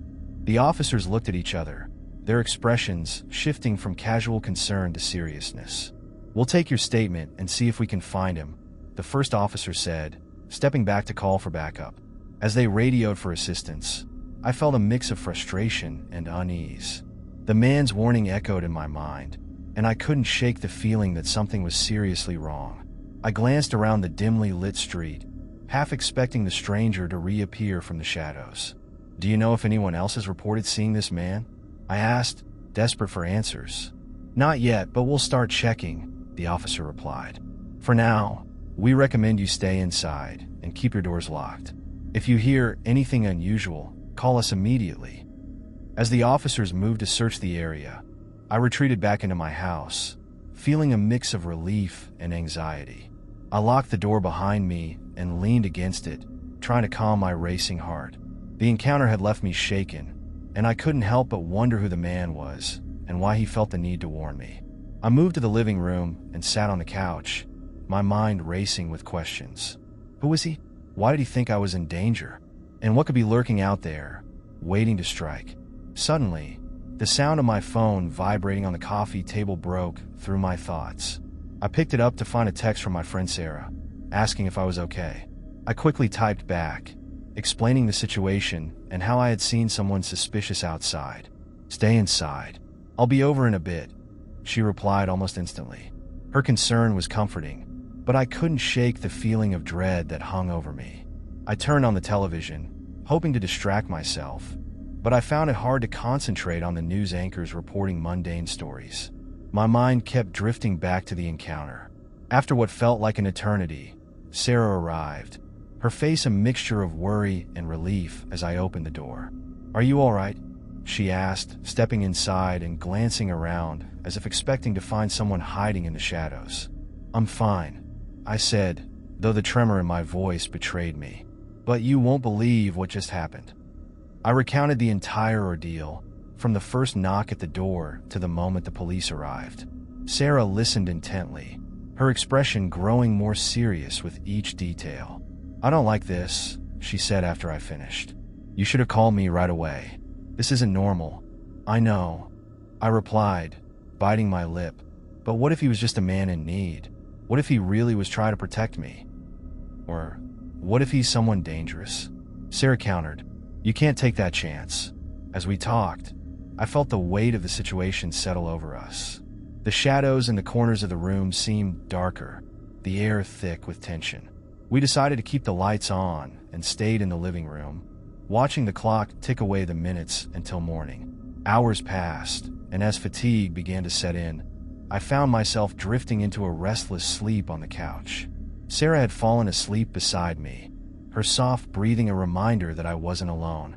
But then, a noise jolted me awake. I shot up, heart racing, as I heard a faint scratching sound coming from the front door. I glanced at Sarah, who remained blissfully unaware, and crept toward the source of the sound, dread pooling in my stomach. As I approached the door, I held my breath, straining to listen. The scratching continued, punctuated by the faint sound of whispering. My heart raced. Was it the man from earlier? In a moment of panic, I reached for my phone, ready to call the police again. But before I could press the buttons, the whispering stopped abruptly, replaced by a low, gravelly voice that sent chills down my spine. "Let me in. I need to talk to you." The voice rasped, sounding eerily familiar. I froze, a sense of dread washing over me. I knew it was him. My mind raced with the implications. Had he returned? Why was he back? "Please, it's important," he continued, his tone urgent but somehow calm. "You have to understand." I backed away from the door, feeling the walls closing in around me. The encounter had rattled me, and the weight of his words pressed heavily on my chest. Should I let him in? Was he truly trying to help? Or was this a trap? "Who are you?" I shouted, forcing my voice to be steady. "What do you want?" Silence followed for a heartbeat. Then he replied, "I want to protect you from what's coming." His words sent a shiver down my spine. I felt trapped between fear and curiosity, torn between the instinct to flee and the desperate need to know the truth. The police had warned me to stay inside, but the sense of urgency in his voice ignited something within me. I glanced at Sarah, still asleep, then back at the door. If I didn't act, would I regret it later? Gathering my courage, I took a deep breath and approached the door again, my heart pounding like a drum. "What do you mean, protect me?" He hesitated, then replied, "There are things out there, dangerous things. You don't know what you're dealing with." I felt the urge to open the door, to step into the unknown and confront the mystery that was unfolding around me. But as I reached for the doorknob, a surge of doubt flooded my mind. "Why should I trust you?" I demanded, hoping to find some reassurance in his answer. "Because you're already involved," he said, his voice dropping to a whisper. "They're watching you, waiting for the right moment. If you don't let me in, you might not get another chance." A part of me wanted to believe him, to trust in his desperate plea for help. But another part screamed that I was playing with fire. "Stay there," I said, backing away. "I'll call the police again." "Please don't do that," he pleaded. "I'm telling you the truth. You need to listen to me before it's too late." I could feel the tension in the air as I wrestled with my decision. Was I truly prepared to face whatever dangers lurked outside? Or was I better off behind the safety of my locked door? In that moment of uncertainty, I heard the unmistakable sound of footsteps approaching the porch. Panic surged within me. Who else was out there? I turned to look out the window, my heart in my throat. 2 police cars pulled up, lights flashing as they stepped out and approached my house. "Thank God," I murmured under my breath. But as I turned back to the door, I realized the stranger had vanished into the shadows, leaving only the lingering sense of dread in his wake. "Who was that?" one of the officers asked as they approached me. I don't know," I stammered, feeling the weight of their scrutiny. "He was just here, warning me about something." The officers exchanged glances, and I could see the doubt in their expressions. "Did he threaten you?" "No," I replied quickly, "but he said I was in danger." "We'll look into it," one officer said, his tone more reassuring now. "For your safety, we recommend you stay with someone tonight." I nodded, feeling the adrenaline begin to fade as the reality of the situation settled in.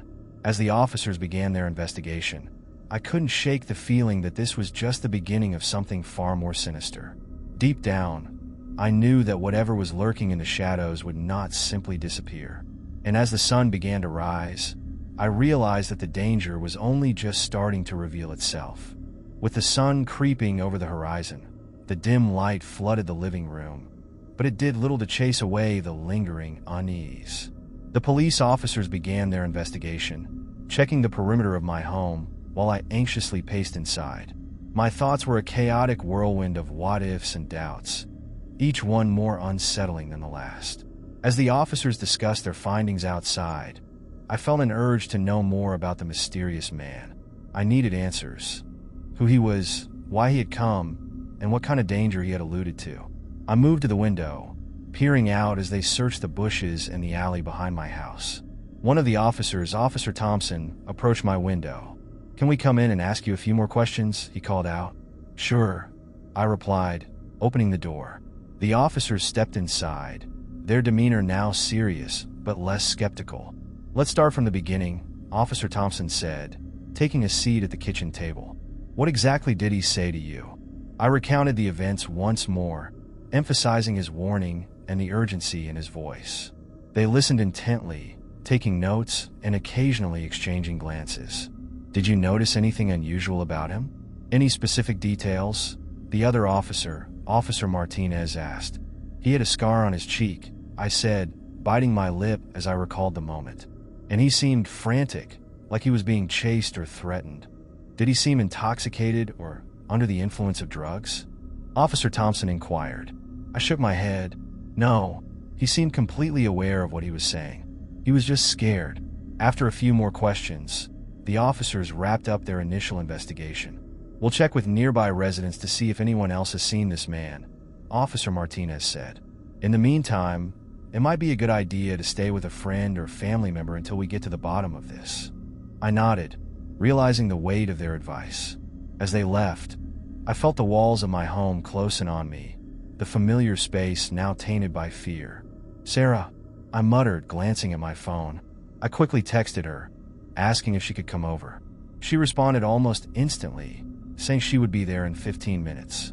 While I waited, I tried to distract myself with mindless television, but the images on the screen blurred together. My thoughts kept drifting back to the man, what he had said, and the fear in his eyes. I couldn't shake the feeling that something was deeply wrong. Just as I was about to lose myself in worry, I heard a knock at the door. My heart raced, and I held my breath, half expecting the man to be back. But when I opened the door, it was only Sarah, her face a mix of concern and relief. "Hey, I came as fast as I could," she said, stepping inside. "What's going on? Are you okay?" I closed the door behind her and led her to the living room. "I'm fine, but it's been a nightmare. You won't believe what happened." I recounted everything, the man, his warning, the police. As I spoke, I watched her expression shift from concern to disbelief, and finally to understanding. "This is insane," she said, shaking her head. "Have you thought about what he meant by danger? What could be coming for you?" "I don't know," I replied, feeling a knot form in my stomach. "But I can't shake the feeling that he was serious. What if there's something out there we don't know about?" Sarah's brow furrowed. "We should look it up. There might be something in the news, or maybe someone else has had a similar experience." Together, we grabbed my laptop and began searching for any recent incidents in our area.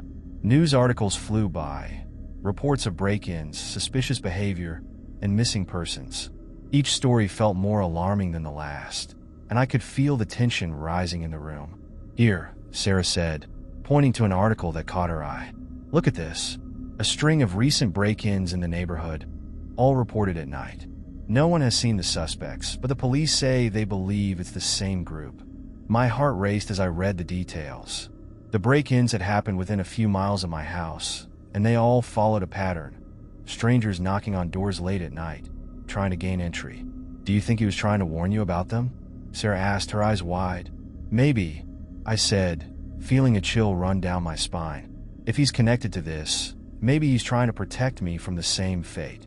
We continued to dig deeper into the news articles, piecing together a timeline of events. I could feel the dread settling over us like a thick fog, and just as I was about to close the laptop, Sarah pointed to a photo in one of the articles. "Wait," she said, leaning closer. "Look at this sketch. This guy, he looks like the man who came to your door." I squinted at the sketch, my heart racing. The similarities were striking, the scar on the cheek, the shape of the face. "That's him," I breathed, feeling a mix of fear and intrigue. "This isn't just some random stranger," Sarah said, her voice low. "He's connected to something much bigger." Just then, the lights flickered, and I felt a wave of unease wash over me. "Did you see that?" I asked, glancing at Sarah. "Yeah, it's probably just a power surge," she replied, but I could see the concern in her eyes. The power went out completely, plunging us into darkness. My heart raced as I scrambled for my phone, its screen casting a faint glow. "What's happening?" I whispered, anxiety creeping into my voice. "Let me check the circuit breaker," Sarah suggested, moving toward the hallway. I followed closely behind, the shadows seeming to loom larger with each step. As she opened the basement door to check the circuit box, I felt an icy breeze sweep through the house, chilling me to the bone. "I'll be right back," she said, disappearing into the dark. I stood at the top of the stairs, heart pounding, listening as she fiddled with the circuits below. The silence of the house was overwhelming, and the darkness felt oppressive. Then, I heard it, a faint scratching sound from the basement, just like the noise I had heard at the door earlier. My heart dropped, and panic surged through me. "Sarah," I called out, my voice shaking. No response. "Sarah," I shouted, fear gripping me. I stepped closer to the edge of the stairs, straining to hear anything over the pounding of my heart. Suddenly, the scratching intensified, followed by the sound of someone shuffling in the dark. "Sarah," I yelled again, feeling desperation claw at me. Then I heard it, a low, gravelly voice, the same voice from before. "Let me in. I need to talk to you." I froze, the blood draining from my face. It couldn't be. How was he here? "Get out of there," I screamed, fear surging through my veins. In the dim light of my phone, I saw Sarah's silhouette coming back up the stairs. "What's wrong?" she asked, her expression puzzled. "Run," I shouted, pushing her back as I rushed to shut the basement door. As I locked it, the scratching turned to pounding, and I felt the house shake with each hit. "He's back," I gasped, my voice raw with terror. "Who?" Sarah asked, her eyes wide as she stumbled back. "The man. He's in the basement."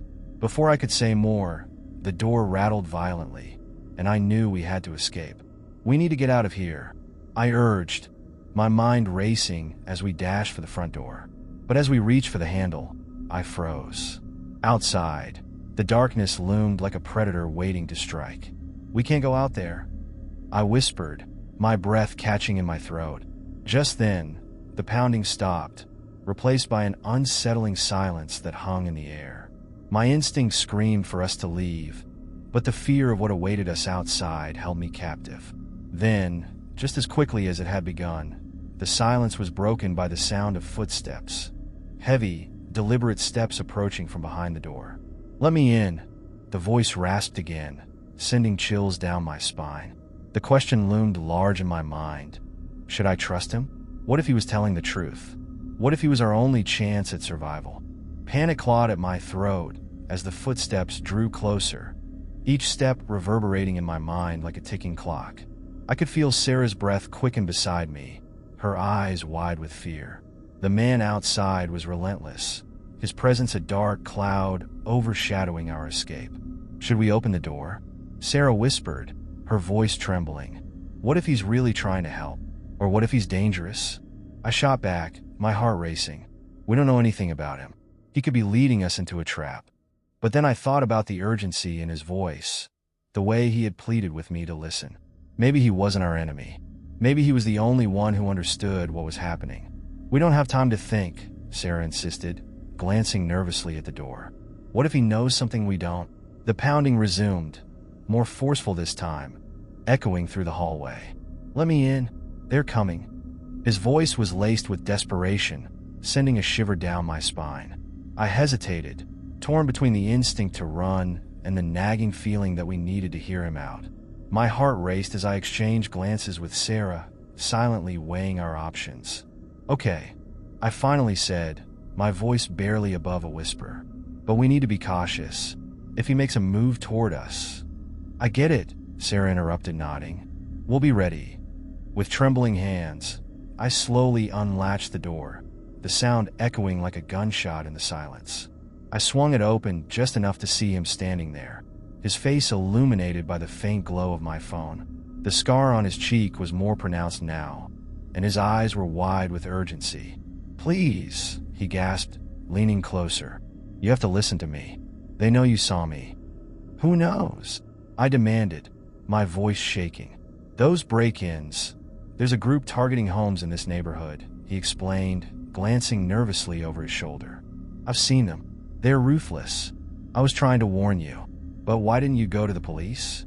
Sarah asked, stepping forward, her skepticism palpable. "I did, but they didn't believe me. I'm just a stranger to them," he said, his voice a mix of desperation and fear. "But you can help." "Help how?" I asked, crossing my arms defensively. "By being aware. They can disguise themselves as neighbors, as friends. You need to be careful. They're watching you." The weight of his words hung in the air, and I felt a chill creep down my spine. "What do you mean they're watching me?" I pressed. He took a deep breath, glancing over his shoulder again. "I think they know about me, and that means they know about you too. You have to trust me. I can help you." A silence stretched between us, filled with the tension of uncertainty. The man's expression was earnest. But how could we trust someone who had appeared out of nowhere, claiming to know so much? "Please, just give me a chance to explain," he pleaded. "Let me come inside." I looked at Sarah, her expression torn between fear and curiosity. "What do you think?" I whispered. "I don't know," she replied, her eyes darting back to the door. "But we can't stay here." I swallowed hard, realizing we were running out of options. "Okay," I said finally, "but if you make one wrong move—" "I promise, I won't," he interrupted, stepping into the house. We backed away slightly as he entered, the door closing behind him with a soft thud. The air was thick with tension, and I felt the adrenaline coursing through my veins. "Sit," I said, motioning to the living room. He complied, taking a seat at the edge of the couch, his hands fidgeting nervously. "Now, tell us everything," I demanded. The man took a deep breath, his gaze flitting between us. "My name is Caleb. I used to live in this neighborhood. I moved away after things got too dangerous. But I came back when I heard about the break-ins." "Why did you come back?" Sarah asked, her voice steadier now. "Because I've been watching," Caleb replied, his voice low. "I thought I could gather enough evidence to help the police, but I was too late. I saw them, the people behind this. They're not just robbers. There's something much worse." "What do you mean?" I pressed, feeling the fear in my gut deepen. "They're involved in something that goes beyond theft. They're linked to disappearances, to people vanishing without a trace. I don't know how deep it goes, but I've seen enough to know that it's bad." My heart raced. "What does that have to do with me?" "Because I think they're targeting you next," he said, leaning forward. "You've already caught their attention." I shook my head, trying to process his words. "But why?" "Maybe because of me," he admitted, looking down. "I was a target for them once, and they don't forget easily. I thought I could get away, but now I'm back in the crosshairs." The realization sank in, heavy and suffocating. "What do we do?" I asked, my voice barely a whisper. Caleb looked up, determination etched on his face. We need to come up with a plan. They're watching, and we need to outsmart them. As I listened to his words, I felt a mix of fear and adrenaline. This was no longer just about the strange man at my door. It was about survival. "What's the first step?" Sarah asked, her voice firm. Caleb took a deep breath. "We need to find out who they are, what they want, and how to keep you safe. But we can't do it alone. We'll need to get others involved, people who can help." "Like the police?" I suggested. "Maybe," he replied, "but we need to be careful. If they find out we're onto them, it could get dangerous. We need a solid plan first." As the gravity of the situation settled in, I knew we were at a crossroads. Trusting Caleb felt risky, but it was clear we had no other choice. "What's next?" I asked, my mind racing. Caleb's expression shifted from fear to resolve. "We gather information, we observe, and we prepare." As he laid out his ideas, I felt a sense of urgency building. This was just the beginning, and the shadows were closing in. Little did I know, the real terror was only just beginning to unfold. Don't forget to subscribe in the channel and like the video for more contents. The sun was setting behind the old oak trees as I rummaged through the dusty boxes in the attic. My grandmother had passed away recently, leaving behind a house filled with memories, and my family had entrusted me with the daunting task of sorting through her belongings. I was surrounded by remnants of a life well lived, faded photographs, moth-eaten blankets, and trinkets that seemed to whisper stories from the past. As I lifted the lid off a particularly worn box, I felt a sense of anticipation. It was like unearthing buried treasure, a chance to connect with the woman who had shaped so much of my childhood. Among the odds and ends, my fingers brushed against something smooth and weathered. I pulled it out, a leather-bound journal, its edges frayed, the title embossed in gold, Reflections. Intrigued, I settled onto the floor, dust motes dancing in the golden light. As I opened the journal, the musty scent of aged paper enveloped me, and I felt a connection to my grandmother, as if she were right there beside me. The first page was filled with her neat, looping handwriting, the ink slightly faded but still legible. "To anyone who finds this," she had written, "know that some secrets are meant to be kept, while others must be shared. This is my truth." My heart raced. What secrets could she possibly have hidden? I flipped through the pages, my curiosity growing with each entry. She wrote about mundane things, grocery lists, garden plans, and family gatherings. But as I delved deeper, the tone shifted. The words became more frantic, the entries longer and more desperate. One entry caught my attention. Dated years before my birth, it detailed strange occurrences in her life. Shadows moving in the corner of her eye, whispers that seemed to echo through the empty halls of her home, and a persistent feeling of being watched. The unsettling sense of dread in her words sent chills down my spine. "I feel as though something is coming for me," she wrote. "I can't shake the feeling that I am not alone in this house. I hear it at night, scratching at the walls, begging to be let in. But I refuse to open the door." A knot tightened in my stomach. I had spent countless nights in that house, but I had never experienced anything unusual. Had she been tormented by something I was blissfully unaware of? I continued reading, my mind racing with possibilities. The entries grew darker, more incoherent, and I struggled to comprehend her fear.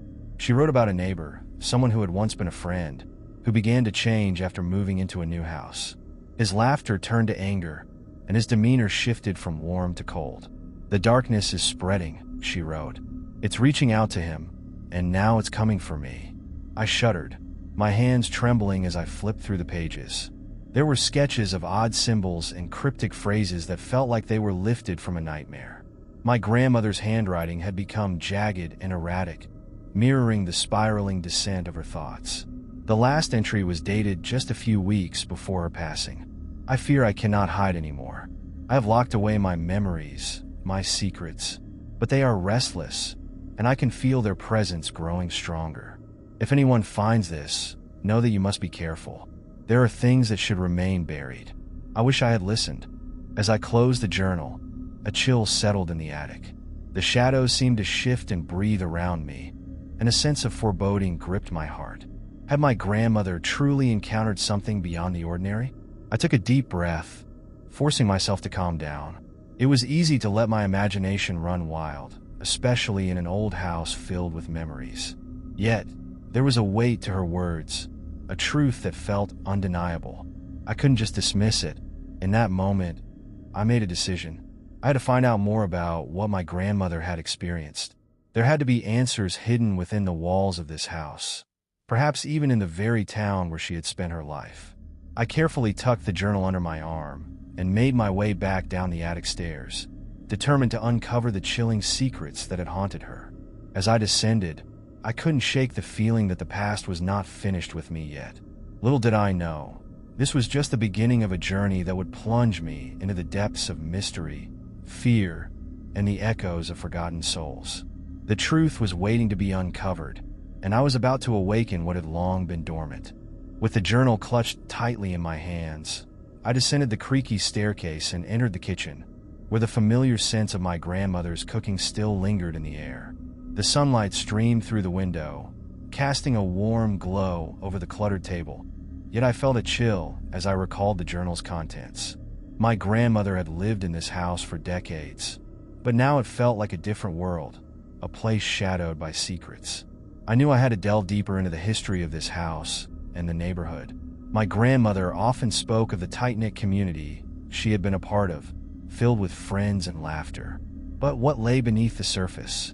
I decided my first step would be to visit the local library, a place I had spent many afternoons as a child, listening to my grandmother's stories of the past. The library stood at the heart of town, its stone facade weathered but sturdy. Inside, the familiar smell of old books wrapped around me like a comforting blanket, yet the lingering unease from the journal kept me on edge. I approached the front desk, where Mrs. Henderson, the librarian, greeted me with a warm smile. She had known my grandmother for years. "Hello, dear. What brings you here today?" she asked, her eyes sparkling with curiosity. I hesitated, then handed her the journal. I found this in my grandmother's attic. I was hoping to learn more about our family history and maybe the neighborhood too.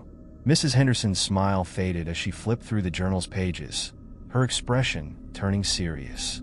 "Your grandmother was a remarkable woman, but she had her share of struggles. You might want to look into the town archives. There are records that could help you understand her past better." I nodded, feeling a mix of gratitude and apprehension. After a brief chat, she directed me to the archive section.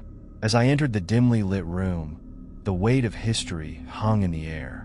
Dust motes floated like tiny stars in the shafts of sunlight filtering through the high windows. I began sifting through old newspapers, local histories, and municipal records, piecing together a narrative that spanned generations. Most of the articles were mundane, community events, school openings, and town meetings. Yet, a recurring name caught my attention: Daniel Gray, my grandmother's former neighbor. I found an article detailing an incident that had occurred many years ago.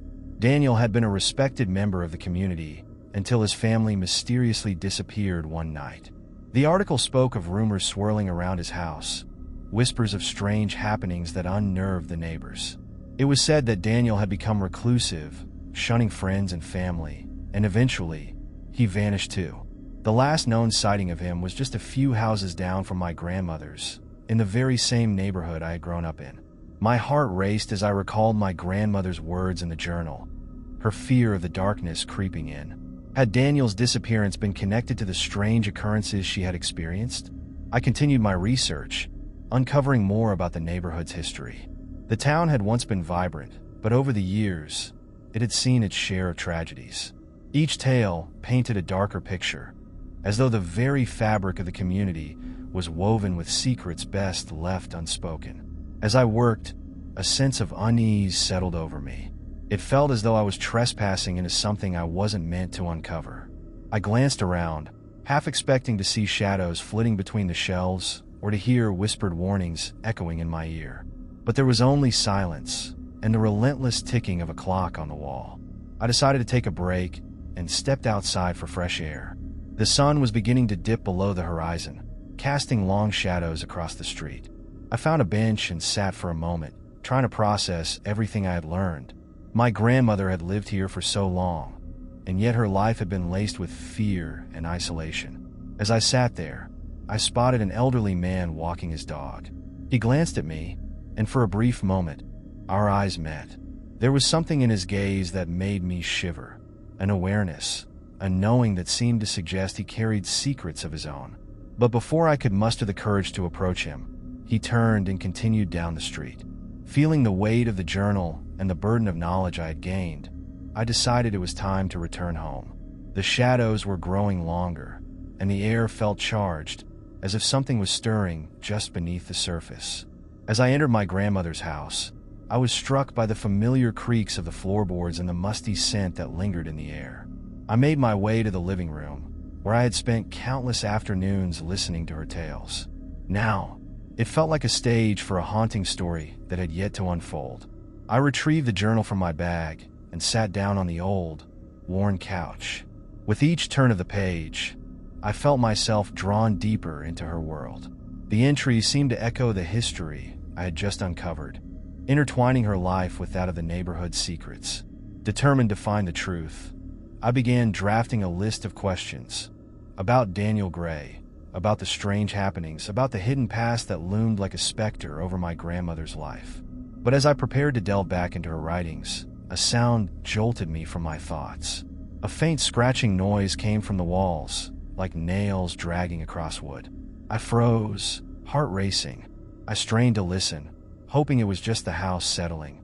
But the sound persisted, growing louder. It felt as if something was trying to break free from within. An overwhelming sense of dread washed over me. I wasn't alone in this house after all. I had stirred something, awakened a presence that had lain dormant for too long. With the journal clutched tightly in my hands, I took a deep breath and steeled myself. I had to confront whatever it was lurking in the shadows, just as my grandmother had tried to do. The truth behind her chilling secrets was waiting to be unveiled, and I was determined to face it head-on. The scratching intensified, sending chills racing down my spine. I forced myself to stand, heart pounding in my chest. The old wooden walls creaked around me, as if alive, whispering secrets of their own. I stepped cautiously toward the source of the sound, my breath hitching in my throat. Each step felt heavy, laden with the weight of years and hidden truths. I reached the wall where the noise seemed most pronounced, the peeling wallpaper revealing patches of faded paint beneath. Leaning in closer, I pressed my ear against the cool wood, hoping to discern something more than just an unsettling sound. It was then that I heard it, a soft, muffled voice, almost indistinguishable, echoing from within. My heart raced.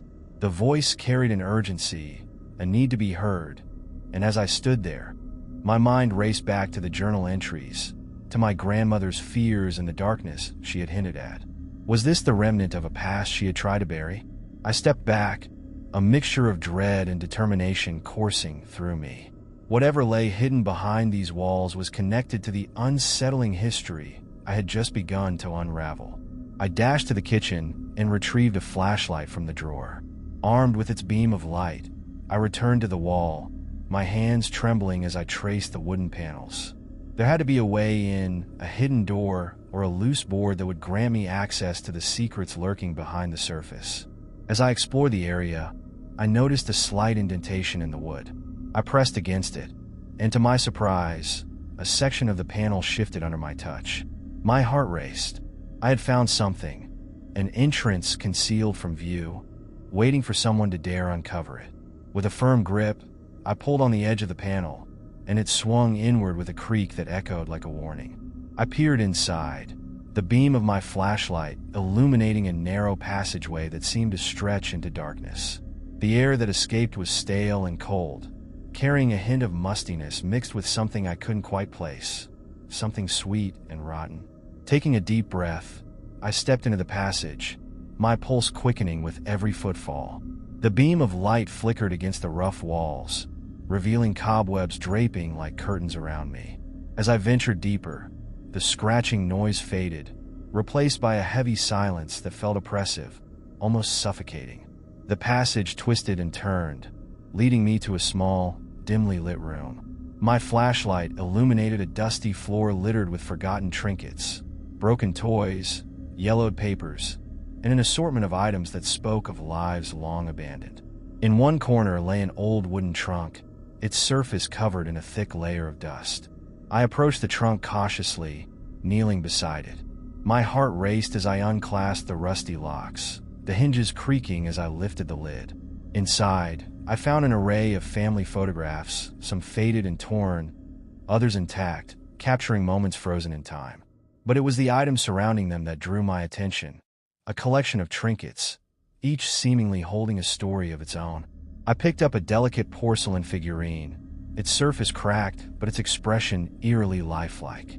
There were letters, too, their edges frayed, with ink that had begun to fade, but still held a sense of urgency.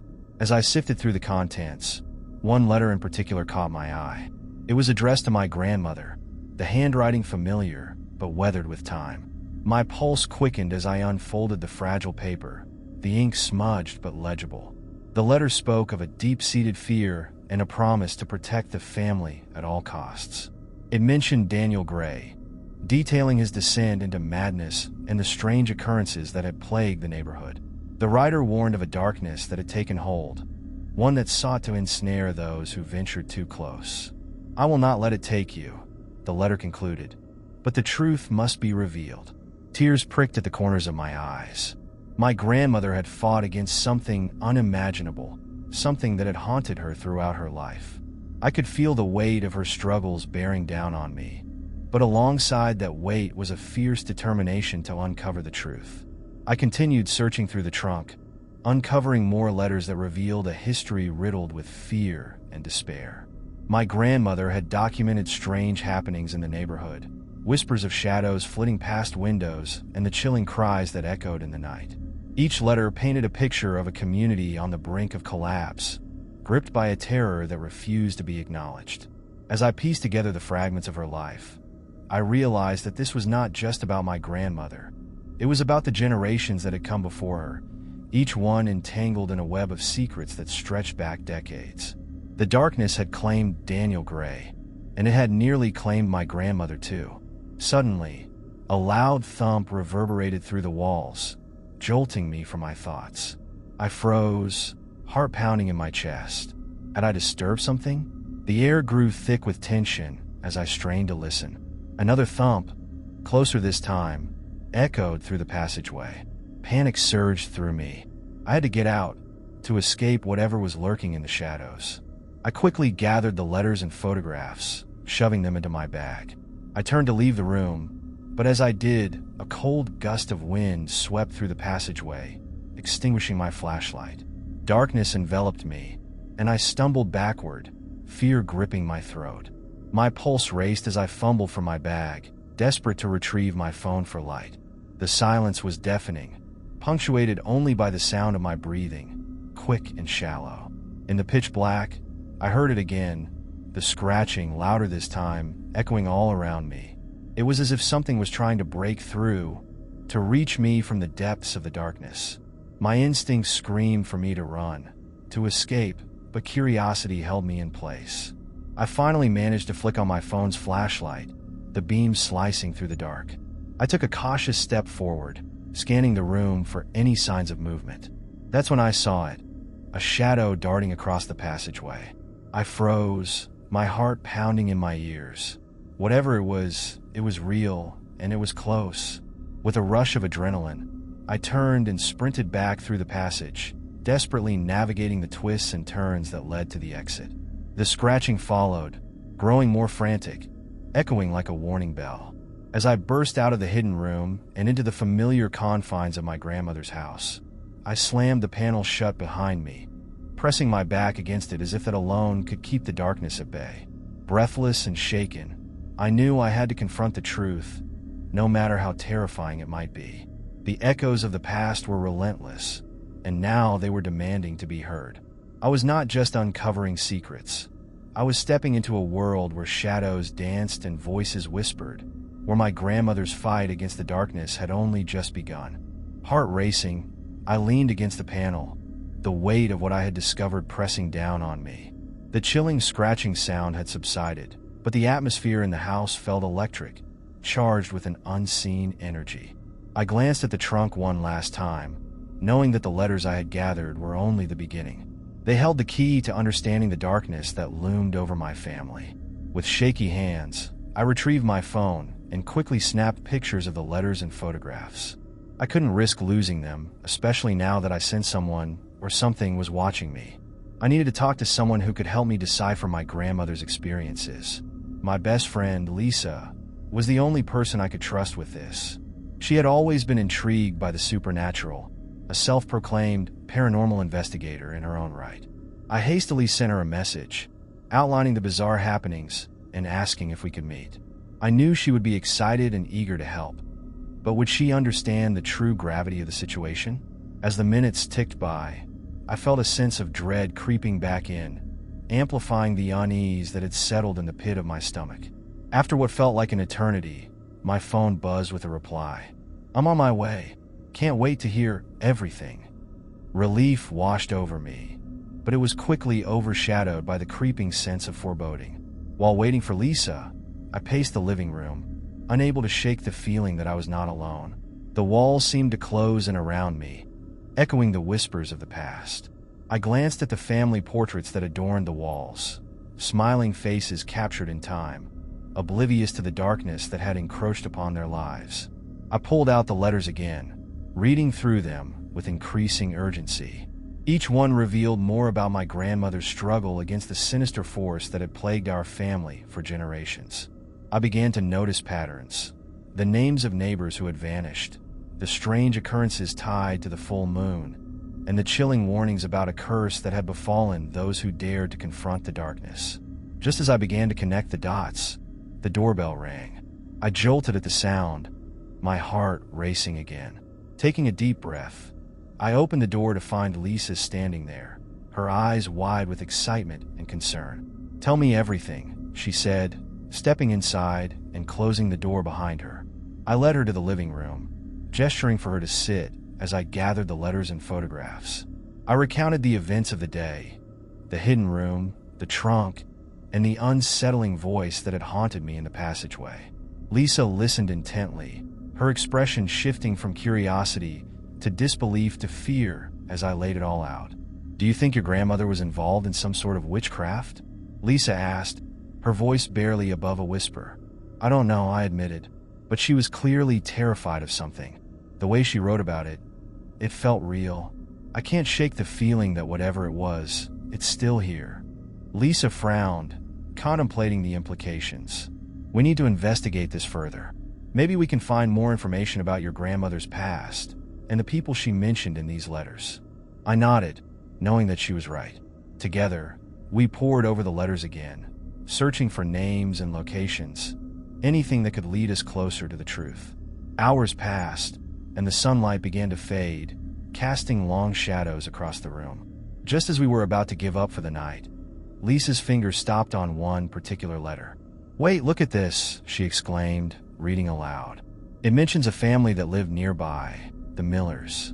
They were the last people to see Daniel Gray before he disappeared. My heart raced. "Do you think they might have more information?" "It's worth a shot," she said, her enthusiasm infectious. "Let's go tomorrow and see what we can find. We might uncover something vital." As night fell, the atmosphere grew heavy with anticipation. I felt an urgency to uncover the truth, but a lingering dread whispered warnings in the back of my mind. I couldn't shake the feeling that I was being watched, as if the shadows had taken on a life of their own. Later that evening, I settled into bed, but sleep eluded me. Every creak of the house sent shivers down my spine. I replayed the events of the day in my mind, my thoughts racing. The trunk, the letters, the darkness lurking just beneath the surface. It all felt like pieces of a puzzle I was desperately trying to solve. Finally, exhaustion claimed me, but my sleep was restless, filled with fragmented dreams of shadowy figures and echoing voices.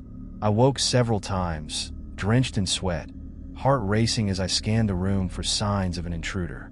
When morning came, I felt drained but resolute. After a quick breakfast, Lisa arrived, ready to dive into our investigation. We decided to start with the local library, hoping to uncover any records or articles related to the Millers and Daniel Gray. As we drove through the familiar streets of my childhood neighborhood, I couldn't shake the feeling of unease that clung to me. The sun shone brightly, yet it felt as if a storm was brewing just beyond the horizon, waiting for the right moment to unleash its fury. Arriving at the library, we stepped inside, greeted by the scent of aged paper and dust. The quietness enveloped us, providing a stark contrast to the chaos swirling in my mind. We approached the front desk and asked the librarian for any records related to the Millers. As she pulled out dusty files, I felt a shiver run down my spine, as if the air had thickened around me. It was as if the library itself was aware of the secrets we sought to uncover. With each page we turned, I felt a weight pressing on my chest, a sensation that the past was reaching out, desperate to be acknowledged. As the librarian handed us a stack of papers, I scanned the first page and froze. There, in the faded text, was a familiar name, Daniel Gray. Before I could say anything, Lisa gasped beside me. "This is it? This is what we were looking for." I took a deep breath, steeling myself for what lay ahead. Whatever truths we were about to uncover, I knew one thing for certain. The shadows of the past were not done with me yet. The air in the library felt charged as Lisa and I pored over the papers. Each document seemed to vibrate with a life of its own, whispering fragments of a story long buried beneath layers of time and secrecy. My pulse quickened as I read through newspaper clippings detailing the mysterious disappearance of Daniel Gray. He had vanished on a stormy night, much like the ones I remembered from my childhood. "Look at this," Lisa said, her voice low and urgent as she pointed to a photograph. "This is a picture of the Miller's house. It's only a few blocks away from your grandmother's place." I squinted at the image. The house appeared unremarkable, yet something about it felt eerily familiar. "We have to visit them," I said, determination flooding my voice. "If anyone knows what happened to Daniel, it's the Millers." The librarian noticed our intensity and approached us, her expression curious. I couldn't help but overhear. "Are you researching Daniel Gray's disappearance?" "Yes," I replied, heart racing. "Do you have any more information about the Millers? We're hoping to speak with them." The librarian's face turned grave. "The Millers have moved away. It's been years since they lived here, but I remember the stories. People said they had been affected by Daniel's disappearance. Strange things happened around their home, rumors of hauntings and odd occurrences." Lisa and I exchanged glances, our resolve strengthening. "Where did they move?" Lisa asked, her voice steady. "Farther down the coast, I believe. You might find them in a small town called Shorewood. I can give you their last known address," she offered, scribbling it down on a notepad. "Thank you so much," I said, taking the note with a trembling hand. The drive to Shorewood felt interminable, the anticipation mingling with anxiety as we navigated the winding roads that hugged the coastline. The sun hung low in the sky, casting an ominous glow over the landscape. "What if they don't want to talk?" Lisa pondered, breaking the silence as we approached the town. "They have to know something," I replied, gripping the steering wheel tightly. "I need answers." "We both do." As we entered Shorewood, the quaintness of the town was almost deceptive. Picture-perfect houses lined the streets, each one radiating warmth and familiarity. But as we neared the address, an unsettling feeling began to creep over me. There it was, a modest two-story house, its paint peeling and windows shuttered. The air felt heavy, laden with memories that had seeped into the very foundation of the home. "Do you think anyone's home?" Lisa asked, glancing at the overgrown yard. "Only one way to find out," I said, stepping out of the car. We approached the door, the sound of our footsteps echoing in the silence. I raised my hand to knock but hesitated, the chill of foreboding washing over me. "Here goes nothing," I muttered, rapping my knuckles against the wood. The wait felt endless. Just as I was about to knock again, the door creaked open, revealing a woman in her late 50s, her eyes shadowed with caution. "Yes," she asked, studying us intently. "I'm sorry to bother you." I began, my voice steady despite the racing in my chest. "My name is Lily, and this is my friend Lisa. We're researching the disappearance of Daniel Gray, and we believe you might have information about it." The woman's expression shifted, her gaze flickering with recognition. "Daniel? That was many years ago. Come in, please." We stepped inside, the warmth of the house enveloping us, but I couldn't shake the sense of foreboding. The walls felt like they were closing in, and a shiver raced down my spine as I caught a glimpse of an old photograph on the mantel. "Daniel was a good boy," the woman said, her voice thick with emotion as she motioned for us to sit. "His disappearance shattered this neighborhood. My husband, Richard, was the last person to see him before he went missing. Could you tell us what happened?" I asked gently, sensing the weight of the past resting heavily on her shoulders. She sighed deeply, glancing towards a darkened corner of the room, as if the shadows held secrets too painful to reveal. "It was a stormy night, much like tonight. Daniel came over to play with our son. They were best friends. But when the storm hit, Richard sent him home. He never made it." "What did Richard say happened?" Lisa interjected, her voice sharp with curiosity. "He claimed he saw Daniel walking down the street, but there was something unsettling about it. He said Daniel turned back towards our house just before he disappeared. Richard never got over it. He blamed himself." I leaned forward, feeling a cold chill wrap around my heart. "Did anything strange happen after that?" The woman hesitated, as if weighing her words carefully. "There were whispers of a figure lurking in the woods behind our house. Some said it was a spirit, others believed it was a man who had been seen wandering the area. But I always thought it was just the fear talking." "Do you still have contact with Richard?" I asked. She shook her head, tears glistening in her eyes. "He passed away a few years ago. He was never the same after that night. He spent his last years searching for answers, but it always eluded him." The room fell into silence, the weight of her words hanging heavily between us. I felt a sense of dread creeping back, a dark realization settling into my bones. "We found letters from my grandmother," I said slowly, revealing the stack of papers. "She mentioned Daniel and the Millers. She was involved in something dark. I think it has to do with his disappearance." The woman's eyes widened in shock. "Your grandmother?" I knew her. She was different.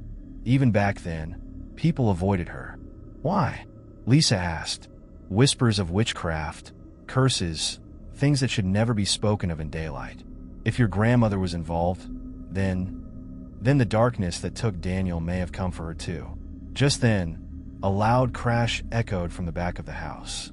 We all froze, adrenaline coursing through my veins as the tension in the room spiked. "Stay here," I whispered, motioning for Lisa to follow me as I crept toward the source of the noise. As we approached the back door, I could hear faint murmurs, like voices carried by the wind. My heart raced as I pushed the door open, the hinges creaking ominously. The yard was shrouded in shadows, the tall grass whispering secrets I couldn't comprehend. "What was that?" I asked, my voice barely a whisper. "Let's check it out," Lisa urged, stepping cautiously into the yard.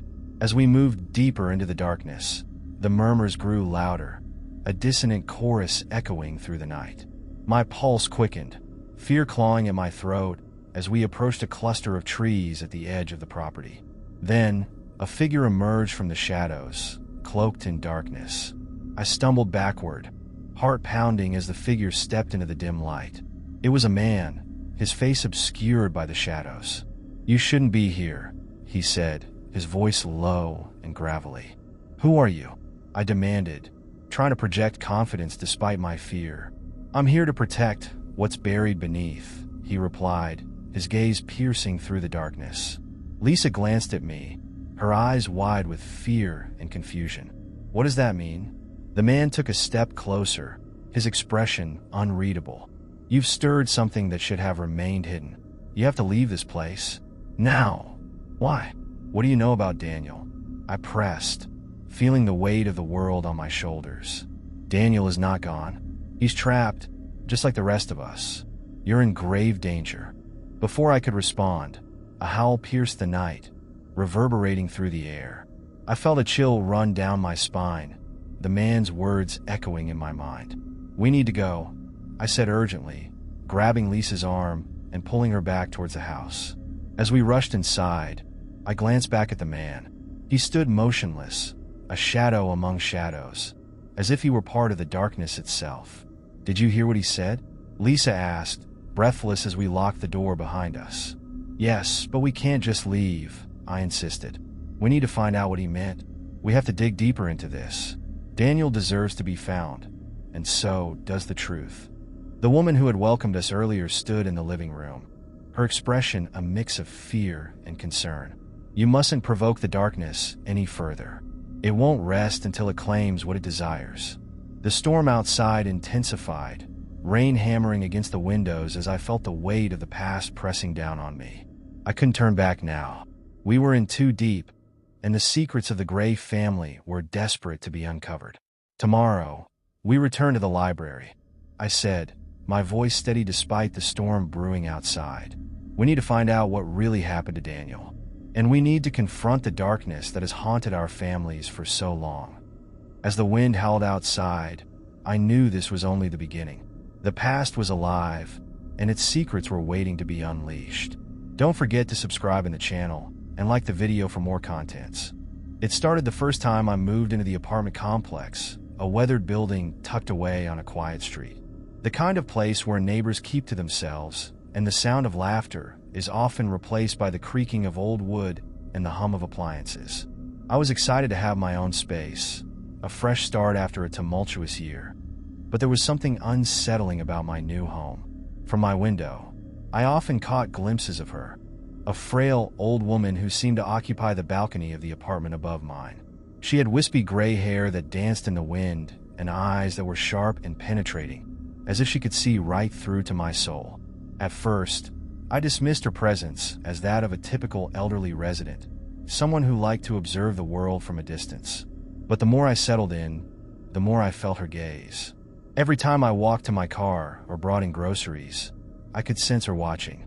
Her silhouette would be framed against the fading light, her expression unreadable, but there was an intensity to her stare that sent shivers down my spine. Have you noticed the old woman on the balcony? I asked my neighbor, Sarah, one evening as we chatted in the hallway. Sarah glanced up, her brow furrowing. Or? That's Mrs. Hollis. She's been living here for decades. Just keep your distance, and you'll be fine. Why? What's her story? People say she used to be a teacher, but after her husband died, she became reclusive. Now she just watches everyone. Some say she has a gift. She knows things about people. I chuckled nervously, dismissing the comment as urban legend. Still, the next few days felt different. I became hyper-aware of her presence, a shadow looming over my daily life. It was as if she knew my routine better than I did. One evening, after a long day at work, I returned home to find her standing at the balcony railing, peering down at me. Her gaze felt heavy, weighing on my shoulders as I hurried inside. A chill ran down my spine. I couldn't shake the feeling that she was somehow involved in my life, like she was collecting secrets. The days turned into weeks, and her watching became a regular part of my existence. I would glance up whenever I stepped outside, half expecting to see her there. I avoided eye contact, but the intensity of her gaze was impossible to ignore. One night, unable to sleep, I found myself staring out my window at her balcony, a soft glow illuminating her figure. I squinted, trying to make sense of her stillness. Suddenly, she turned her head, her eyes locking onto mine. In that moment, an unsettling sense of connection washed over me, a feeling that she could read my thoughts, unravel my deepest fears. Determined to shake off the unease, I decided to confront her. Maybe she just needs someone to talk to, I told myself. The following evening, I took a deep breath and ascended the stairs to her floor. I hesitated before knocking on her door, the old wood feeling cold beneath my knuckles. I could hear the faint shuffle of footsteps, and then the door creaked open, revealing Mrs. Hollis with her piercing gaze. Yes, she asked, her voice thin but steady. Hi, I'm your neighbor from downstairs. I wanted to introduce myself, I said, forcing a smile. Her eyes narrowed slightly, studying me as if she were weighing my worth. I know who you are, she replied, a hint of something cryptic in her tone. Oh, I said, caught off guard. I just thought maybe we could talk. You seem to know a lot about the building. She chuckled softly, but it lacked warmth. This building has many stories. Some should remain untold. What do you mean? I pressed. Curiosity piqued despite the unease creeping back in. People come and go, leaving behind fragments of their lives. I see it all from my balcony, she said, glancing towards the open space. But you have a darkness about you. It clings to you like fog. I took a step back, feeling exposed under her scrutiny. What do you mean? Be careful who you let in, dear. The past has a way of finding you, she warned, her voice dropping to a whisper. I swallowed hard, a chill coursing through me. What are you talking about? But she merely shook her head, her expression softening slightly. Not tonight, perhaps another time. With that, she closed the door, leaving me standing there, the weight of her words hanging heavily in the air. I stumbled back down the stairs, my heart racing. Was I really so transparent? Did she know something about my past that I hadn't yet confronted? I returned to my apartment, feeling her presence like a shadow looming just out of sight. The unease had turned into something deeper, a sense that my life was intertwined with hers, that the secrets I had tried to bury might resurface. As the night wore on, I found myself unable to shake the feeling of being watched. I turned off the lights, hoping to dispel the sense of unease. But as I lay in bed, I couldn't help but glance out the window. Mrs. Hollis was there, her figure silhouetted against the moonlight, watching me with those all-knowing eyes. I shivered, pulling the blankets closer around me. The night felt endless, the weight of her gaze pressing down on me. What did she know? And more importantly, what did she want from me? I closed my eyes, hoping for sleep, but her presence lingered, a reminder that some mysteries were never meant to be uncovered. Days turned into weeks, and I found myself increasingly drawn to the peculiar dynamic I had with Mrs. Hollis. Her warnings echoed in my mind like a haunting melody, and the more I tried to ignore them, the stronger they grew.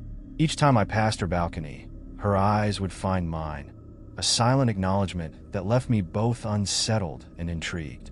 Despite the tension, I couldn't resist the urge to learn more about her. I began observing her from my window during the day.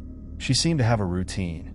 She would water her plants in the morning, tend to a small garden filled with herbs and flowers, and occasionally, she would sit in her rocking chair knitting. I noticed that she rarely interacted with anyone. No visitors, no family. It was as if she existed in her own world, a world I couldn't penetrate. One afternoon, curiosity got the better of me. I decided to visit the local library, hoping to dig up some information on Mrs. Hollis. Maybe she had lived in the neighborhood for years, and perhaps there were records or articles about her past. As I sat at a wooden table surrounded by dusty books and the scent of old paper, I stumbled upon a faded newspaper clipping. The headline read, "Local teacher retires after decades of service." There was a photograph of a younger Mrs. Hollis, smiling beside her students. The article detailed her years at a nearby school, her dedication, and how she was beloved by the community. But as I continued reading, a different story emerged, one that hinted at tragedy. The article mentioned a series of mysterious disappearances in the neighborhood during her teaching years. Parents had expressed concern, but there were no solid leads. I felt a chill run down my spine. Was it a coincidence that the disappearances occurred around the same time Mrs. Hollis was teaching? The librarian approached, noticing my interest. "That was quite a scandal back in the day," she said, her voice low. "Many thought it was tied to the old farmhouse on the outskirts of town, but no one ever really knew what happened. It just faded into memory, like so many things." I asked her about Mrs. Hollis, and she shrugged. She kept to herself after retirement. Some say she still knows things, but she's a recluse now. I returned home with more questions than answers. That night, I sat by my window, watching her balcony, searching for a clue, a sign that would connect the dots. The moonlight cast a soft glow on her figure as she sat knitting, her fingers moving with precision. Suddenly, she looked up, her eyes locking onto mine. I felt a jolt of fear and fascination. In that moment, I knew I had to confront her again. The next day, I resolved to ask her about her past directly, to challenge the secrets she seemed to hold. As I approached her door, my heart raced. I knocked, the sound echoing in the stillness of the corridor. After a moment, she opened the door, her expression neutral. "Back again," she said, a hint of amusement in her voice. "Yes, I want to talk about the disappearances. The article I found," I stammered, struggling to find the right words. She leaned against the doorframe, her eyes narrowing. "What do you know about them?" "Only what I read. I'm curious about what happened," I replied, taking a step closer. Curiosity can be a dangerous thing, dear. Some things are better left buried, she warned, her voice dropping to a whisper. But you lived through it. You might have insights, knowledge that could help. I pressed, desperation creeping into my tone. She hesitated, and for a moment, I thought I saw a flicker of emotion in her eyes, a mix of sadness and regret. Not everything can be explained. Some truths are far darker than you can imagine. I took a deep breath, feeling a mixture of fear and determination. Please, I need to understand. I feel like something is wrong, and I need your help. Mrs. Hollis studied me for a long moment before stepping aside and motioning me in. I entered her dimly lit apartment, the air thick with the scent of old books and lavender. The walls were lined with photographs, many depicting her as a young woman, surrounded by students and friends. Sit, she instructed, her voice firm. I perched on the edge of a worn armchair, suddenly feeling out of place among her memories. She settled into her own chair, the silence stretching between us like a taut string. The disappearances were a tragedy, she began, her tone serious. But the truth is more complicated than just a series of events. I was young then, too naive to understand the implications of what was happening. What do you mean? I urged, leaning forward. There were whispers of a darkness in this town, something that seemed to follow people, especially children. I saw it, felt it, during my years teaching, she said, her eyes distant, as if recalling something buried deep within her memory. But how does that connect to you? I pressed, feeling the weight of her words. I was close to the families who lost their children. I tried to help them, but every time I thought I had a lead, it slipped away like sand through my fingers. And then one day it all stopped. I was left with the guilt of not being able to protect them. Her voice trembled slightly, and I could see the pain etched into her features. But what happened to them? They vanished, she said simply. Some people say they found a way to escape. Others believe something sinister took them. But I know that their spirits linger here, waiting to be freed. The atmosphere in the room thickened with a sense of foreboding. I glanced at the photos lining the walls. Happy faces frozen in time, unaware of the darkness lurking just beneath the surface. And you think it's connected to me? Mrs. Hollis leaned closer, her gaze piercing. I can sense it, dear. You're not just a witness. You're a part of this story. The past has a way of intertwining with the present, and you might be closer to the truth than you realize. The implications of her words hung heavy in the air, the enormity of her revelation threatening to swallow me whole. I felt as though I was on the brink of uncovering something monumental, but the fear of what that might entail gnawed at me. What should I do? I asked, my voice barely a whisper. Listen to the whispers of the past. Pay attention to the signs, she replied cryptically. And be careful who you trust. As I left her apartment, I couldn't shake the feeling that I had stumbled into a web of secrets far darker than I could comprehend. The watchful eyes of Mrs. Hollis followed me as I returned to my own space, and I knew that my life was about to change in ways I had never imagined. The next few days felt suffocating as I tried to process what Mrs. Hollis had shared with me. Each night, I found myself staring at the ceiling, the darkness of my room echoing the shadows of the past that seemed to creep ever closer. Her words haunted me. You're not just a witness, you're a part of this story. Determined to uncover the truth, I decided to dig deeper. I revisited the library, poring over old newspapers, searching for anything that could shed light on the disappearances. The more I read, the more I felt the weight of the town's hidden history pressing down on me. One evening, I stumbled upon a series of articles that detailed the investigations into the disappearances. There were mentions of a peculiar figure spotted around the time the children went missing. A tall man, cloaked in darkness, with piercing eyes that seemed to see right through you. Witnesses described him in hushed tones, their fear evident in their trembling voices. But no one could ever provide a clear description or a name.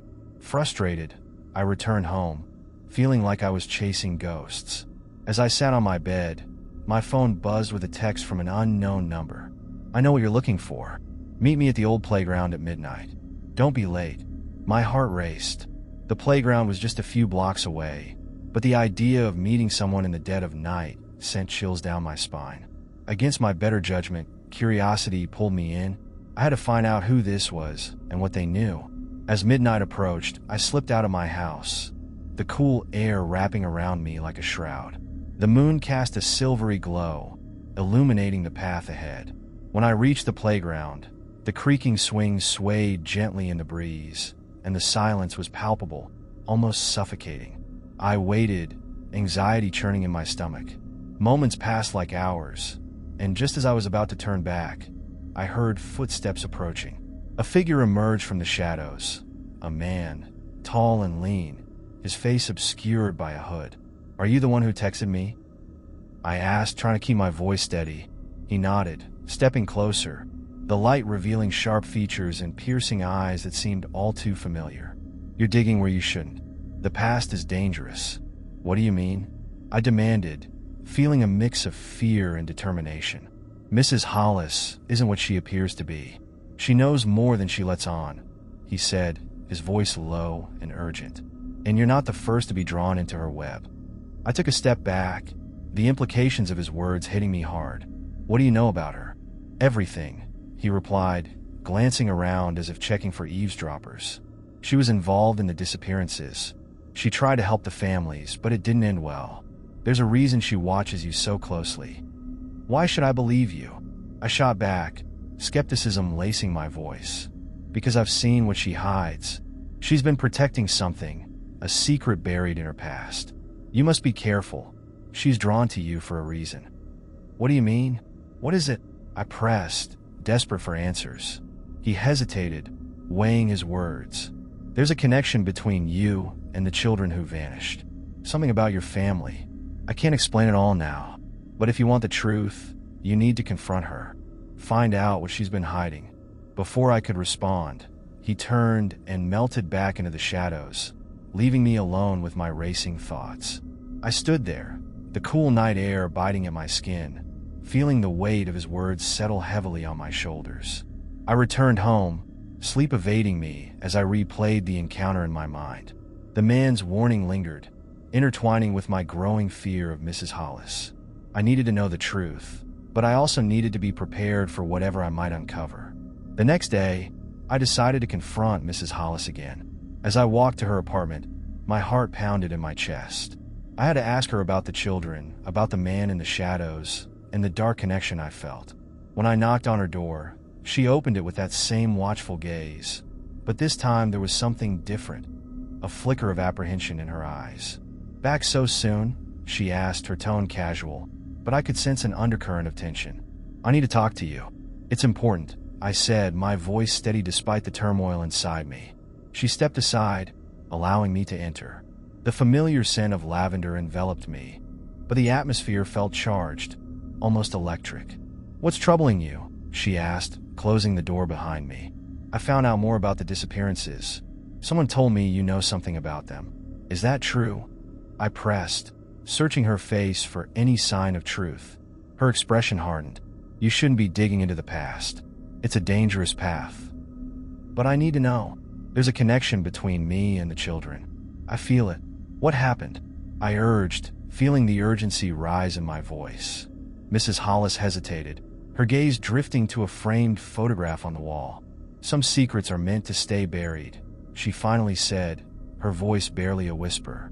"But if you insist on pursuing this, you must be ready for what you might find. The truth has a way of consuming those who seek it." "What do you mean?" I pressed, desperation coloring my words. She took a deep breath, her eyes meeting mine with an intensity that made my heart race. "The darkness in this town has a history. I was a part of it, and I still am in ways you can't imagine. You must decide whether you truly want to uncover it, knowing the cost."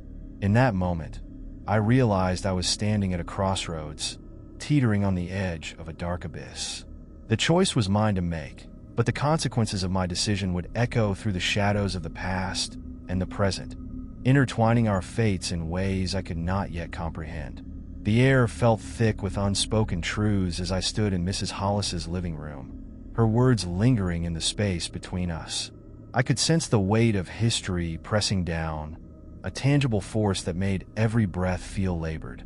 The flickering light from the lamp cast shadows that danced on the walls, amplifying the tension that crackled in the silence. "I need to know, Mrs. Hollis. What happened to the children? Why do I feel so connected to this?" My voice trembled slightly, but I steadied myself, locking eyes with her. The urgency of my quest overshadowed my fear. She sighed, her shoulders slumping as if the burden of her memories had become too much to bear. "You really want to know? Then listen closely, for what I share may change everything you believe about yourself and this town." I nodded, bracing myself for the storm of revelations that was about to unfold. She gestured for me to sit, and I took a place on the worn sofa, the fabric cold against my skin. Years ago, this town was alive with laughter and joy, especially among the children. But beneath that facade, there was darkness, a series of disappearances that shook the community to its core. One by one, children vanished without a trace, leaving behind shattered families and unanswered questions. As she spoke, I leaned in, absorbing every word. I was a young woman back then, a part of the community that loved those children. When the first girl went missing, I felt the tremors of fear ripple through the neighborhood. I vowed to do everything I could to help find her. That's when I began to notice the strange occurrences, the shadows lurking in the corners, the whispers in the night. "What kind of occurrences?" I asked, my curiosity piqued. "Strange figures seen at the edge of the woods, children reporting nightmares that felt all too real, and a pervasive sense of dread that settled over the town like a thick fog," she replied, her voice growing distant as if she were reliving those moments. But no one believed the warnings. They brushed it off as mere superstition. "But you didn't," I said, connecting the dots in my mind. "You took it upon yourself to investigate." "Yes, and it led me to the old lighthouse on the outskirts of town," she admitted, her expression darkening. "There were rumors that it held the key to the disappearances. They said it was haunted by the spirits of the lost children, crying out for help." The image of the lighthouse looming against the sky filled my mind. I had heard stories about it, tales of ghostly apparitions and flickering lights, but I had never imagined it could be connected to the missing children. I gathered a group of friends, and we decided to explore it one stormy night, she continued, her voice quivering with the weight of recollection. What we found inside was unlike anything I could have ever imagined. A room filled with toys, old photographs, and a diary that belonged to one of the girls who had disappeared. "What did it say?" I asked, leaning forward, captivated by her narrative. "It spoke of a hidden world, a place where children could escape their fears. It mentioned a man, a guardian of sorts, who lured them away from the darkness of their lives into the light of his sanctuary. But the sanctuary was a lie, an illusion that trapped them forever." A chill ran down my spine as I processed her words. "You think the man from the stories, the one seen lurking around the neighborhood, was connected to this?" She nodded solemnly. "Yes, he was said to have a connection to the lighthouse, and those who followed him never returned. We tried to alert the authorities, but by then, it was too late. The darkness had consumed too many." My heart raced as I realized the depth of the horror she was describing. "And what about you? What happened after you discovered the diary?" "We were scared. We left the lighthouse, but our lives were forever changed. The disappearances continued, and we felt the guilt of knowing we hadn't done enough. One by one, my friends moved away, leaving me to carry the weight of the truth alone." Her gaze turned distant, lost in the shadows of her memories. I began to watch over the neighborhood, ensuring that no one else fell victim to the darkness. "But now I see you, and I worry that history is repeating itself." I felt a chill at her words, the implication sinking in. "What do you mean?" "You are connected to this, and the darkness is drawn to you. The man from the shadows, he sees you as well. You must be cautious. The more you dig, the more danger you invite." A sense of urgency washed over me. "But I have to know. There's something inside me that can't let this go. I need to find the truth, not just for myself, but for those who are lost." "Then you must prepare," she said, her voice grave. "You're treading on ground where few dare to walk. If you choose to confront the past, you'll need allies, knowledge, and perhaps even a plan. There are secrets in this town that want to remain hidden." "Will you help me?" I asked, desperation creeping into my voice. Mrs. Hollis studied me for a moment, weighing her decision. I can guide you, but you must promise to be careful. The path ahead is fraught with peril. I promise, I said, my heart pounding with determination. I had come too far to turn back now. Very well, she said, a flicker of resolve in her eyes. Our first step is to revisit the lighthouse. There are answers there, and perhaps we can uncover the truth together. As we planned our expedition, I felt a mix of fear and excitement bubbling within me. The darkness of the past loomed large, but the light of discovery beckoned, and I was ready to face whatever awaited us in the shadows. The night before our trip to the lighthouse, I found it difficult to sleep. My mind raced with possibilities, each more terrifying than the last. What if the stories were true? What if the man who had haunted the dreams of children still lingered in the shadows? I stared at the ceiling, the weight of the unknown pressing down on me. When morning came, I felt a strange mix of anxiety and determination. I met Mrs. Hollis at her home, where she had prepared an old lantern and a map she had sketched from memory. It's been years since I set foot there, but the path should still be clear, she said, her voice steady. We'll need to be cautious.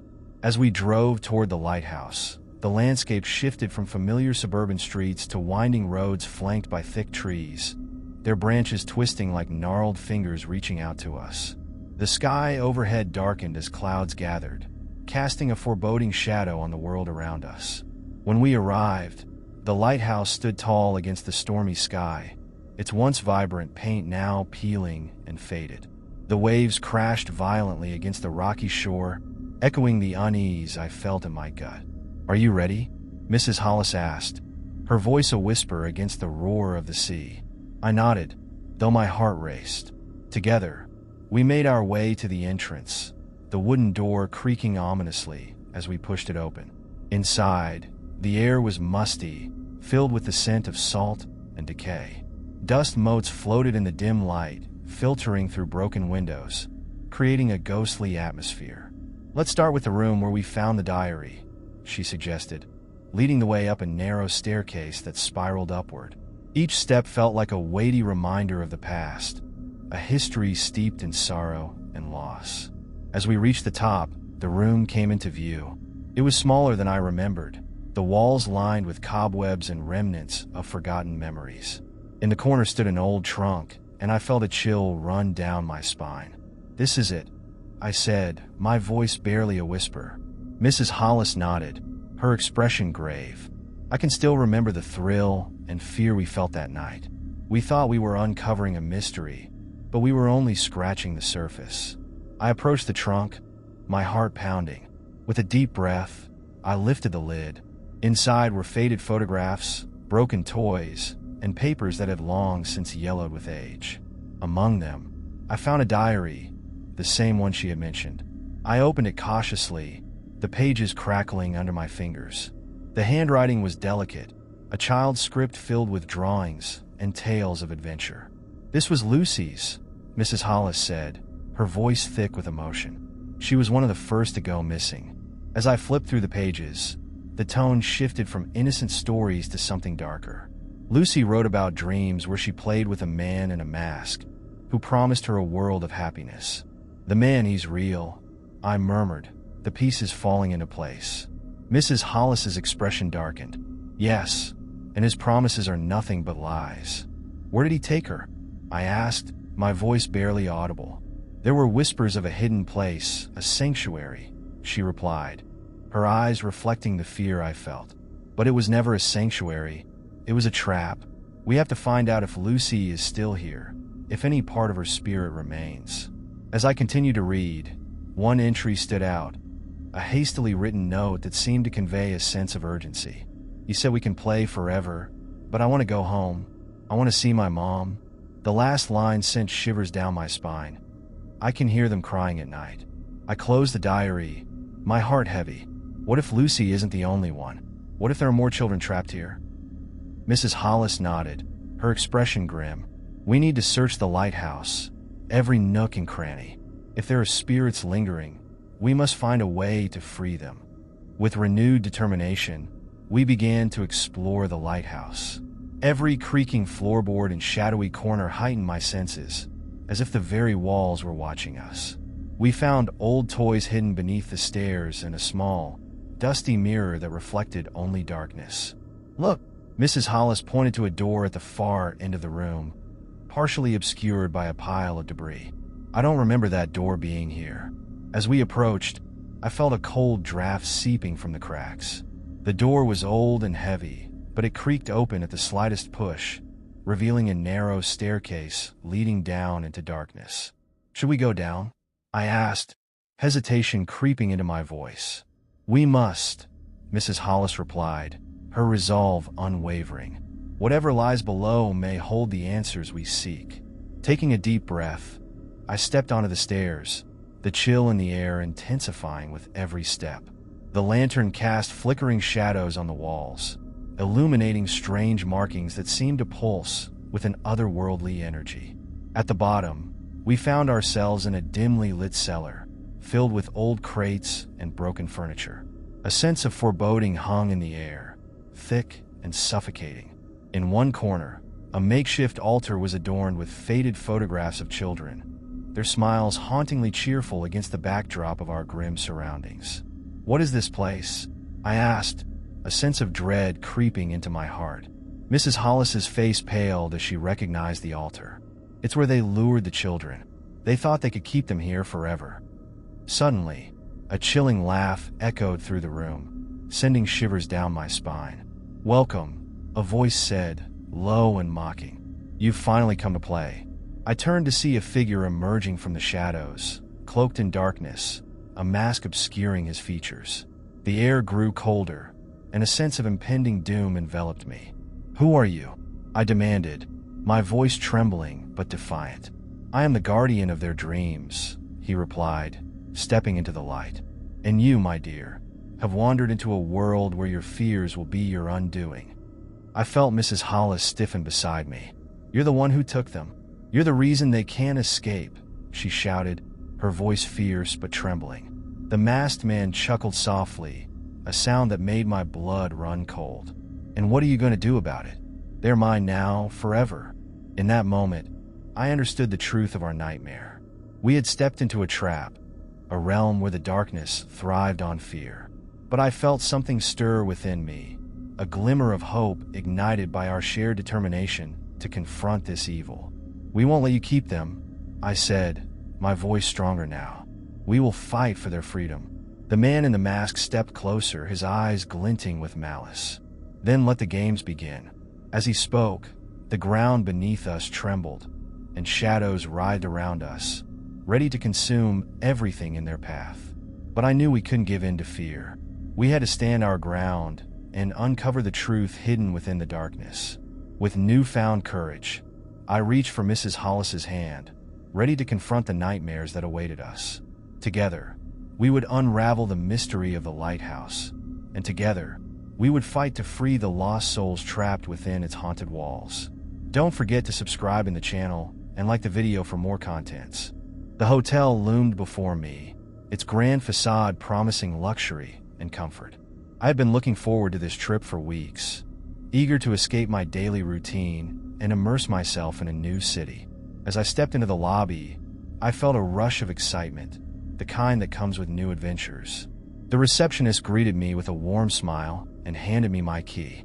"Enjoy your stay, Miss Taylor," she said, her voice cheerful. I thanked her and made my way to the elevator, the weight of my suitcase a comforting reminder of the getaway I had longed for. When I entered my room, I was immediately taken by the view.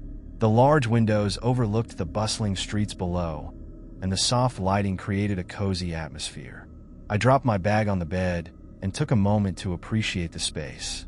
Everything seemed perfect, but as I settled in, I noticed something odd. The dresser against the wall had a strange angle, as if it were slightly out of place. I brushed it off, attributing it to the hotel's vintage charm. I unpacked my things and freshened up, eager to explore the city. Later that evening, after a long day of wandering through unfamiliar streets, I returned to my room. Exhausted, I collapsed onto the bed. As I turned on the TV to unwind, a flicker of movement caught my eye, a glimmer from the dresser. Curiosity piqued. I approached it, noticing a small indentation on the side.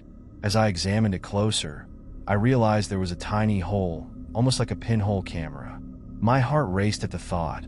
Had someone hidden a camera in my room? The idea sent chills down my spine.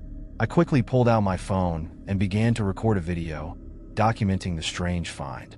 If something happens to me, I want proof of what I discovered, I murmured, trying to keep my voice steady. As I inspected the dresser further, I felt a wave of paranoia wash over me. Who could be watching? Was it just a prank, or was there something more sinister at play? I decided to search the rest of the room for any other hidden cameras, my heart pounding with each careful step. The bathroom was clear, as was the closet. But just as I was about to give up, I noticed the bedside lamp flickered momentarily.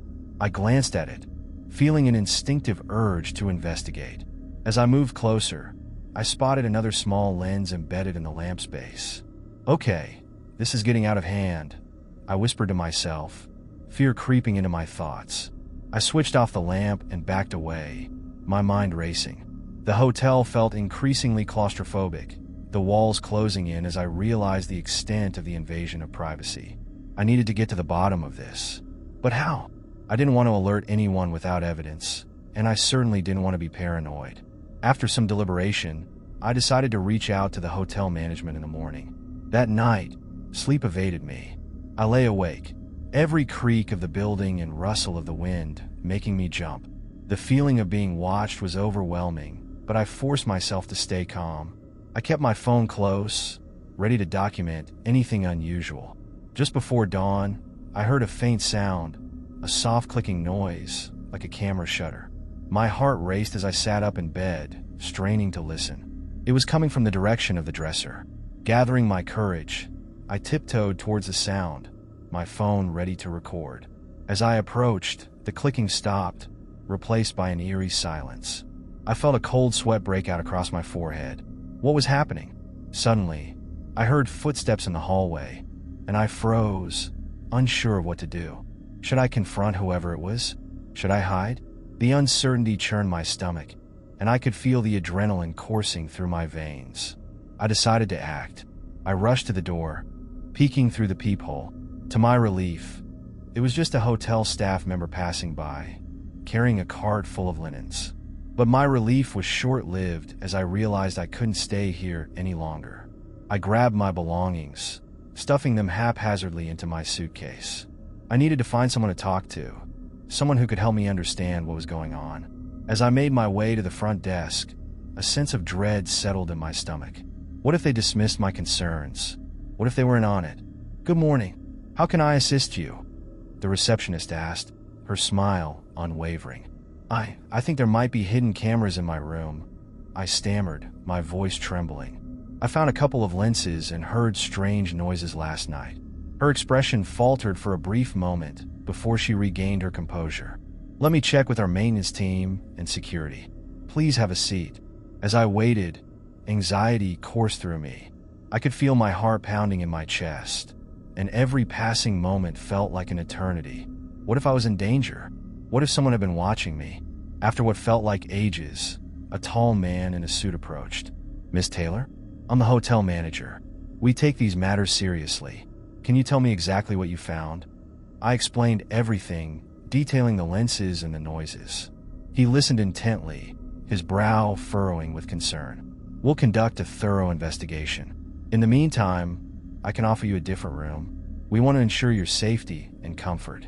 I nodded, relieved but still on edge. As I followed him to the new room, I couldn't shake the feeling that I was still being watched. Even in this new space, I felt the lingering paranoia wrap around me like a shroud. Once I settled in, I pulled out my phone and began to document everything again.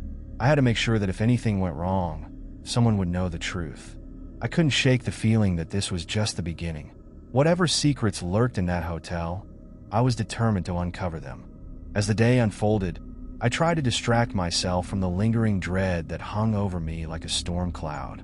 The new room was lovely, with bright sunlight streaming through the windows and a view of the bustling street below. But the feeling of being watched never quite left me. I decided to explore the hotel while waiting for updates from the management. Perhaps a little distraction would help clear my mind. I roamed the lobby, admiring the vintage decor and the art lining the walls. But even as I took in the beauty around me, my thoughts drifted back to the cameras. After an hour, I returned to my room to find a message waiting for me. The manager wanted to meet and discuss the findings. I felt a mix of apprehension and hope. Maybe they had discovered something significant. As I made my way to the lobby, I mentally prepared myself. I needed to remain calm and assertive to ensure they took my concerns seriously. The manager was waiting for me at a small conference table, a somber expression on his face. "Thank you for coming, Ms. Taylor," he began. "We took your report very seriously. Our security team checked your original room thoroughly, but they didn't find any hidden cameras or unusual devices. However, they did discover that the room had a malfunctioning smoke detector that had been reported previously." I felt a wave of frustration, but I heard the clicking noise, and I saw the lenses. "How can you explain that?" The manager nodded, understanding my concern. "I can't explain the noise, and we will continue our investigation. It's possible someone may have tampered with the room. I want to assure you that your safety is our top priority." "What about my new room? Is it safe?" I asked, anxiety creeping back in. "It has been inspected, and we found no issues. We will have someone keep an eye on it for you. I recommend you don't stay in the hotel alone if it makes you uncomfortable. We can arrange for a staff member to accompany you wherever you go." The offer was kind, but it only heightened my paranoia. "Thank you, but I think I prefer to stay in the room. I just need to figure out what's going on." After our meeting, I returned to my new room, feeling a mix of relief and apprehension. The idea of someone potentially watching me, whether through hidden cameras or otherwise, was unsettling. I needed to regain some control over the situation. I pulled out my laptop and began to research hidden cameras and surveillance technology. I wanted to arm myself with knowledge. What types of cameras could be hidden in a hotel room? How could someone access them without detection? My heart raced as I absorbed the information, feeling a growing sense of urgency. Hours passed as I delved deeper into the subject. I stumbled upon forums where people shared stories about hidden cameras in rental properties and hotels. Each account sent chills down my spine, and I realized I wasn't alone in my fears. Just as I was about to close my laptop for the night, a message notification popped up. It was from an online forum I had joined, where I had shared my experience. A user had replied, urging me to look deeper into the hotel's history. "Many hotels have dark secrets," the message read. "Check if there have been any incidents in the past. You might find something relevant." Intrigued, I began searching for news articles about the hotel. After a few minutes of digging, I found a disturbing article from a few years back. A guest had reported strange occurrences in the same hotel, disappearances, odd noises, and unexplainable events. The article mentioned that the hotel had undergone several changes in management, but the underlying issues seemed to persist. As I read, a knot formed in my stomach. Could my experience be connected to these past incidents? My heart raced with a mix of fear and determination. I needed to investigate further. I decided to visit the hotel's lobby the next morning and ask the receptionist about its history. Maybe they would have more information about the previous guests or any complaints that had been filed. That night, sleep came fitfully. I tossed and turned, haunted by thoughts of the hidden cameras and the unsettling stories I had uncovered. As dawn broke, I felt a renewed sense of purpose. I would not let fear control me. After a quick breakfast, I headed to the lobby, my heart pounding with anticipation. The same receptionist greeted me, her smile unwavering. "Good morning. How can I assist you today?" "I'd like to ask about the history of this hotel," I replied, trying to keep my tone casual. "Have there been any strange incidents or complaints from guests?" Her expression shifted slightly, a flicker of something unreadable crossing her face. "Well, we have had our share of unusual reports over the years, but nothing to worry about. Guests sometimes hear noises, or they might feel uneasy. It's an old building after all." I pressed further. "What about the article that mentioned disappearances? Is there any truth to that?" She hesitated, glancing around as if ensuring no one was eavesdropping. "I can't speak on that. It was a long time ago, and management handled it internally. It's best not to dwell on the past."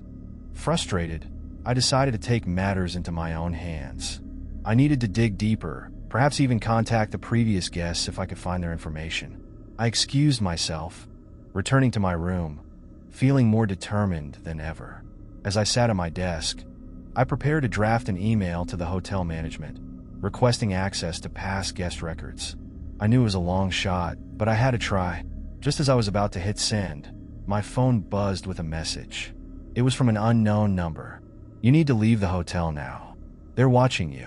My heart raced as I stared at the screen, fear washing over me. Who was this person? How did they know what I was going through?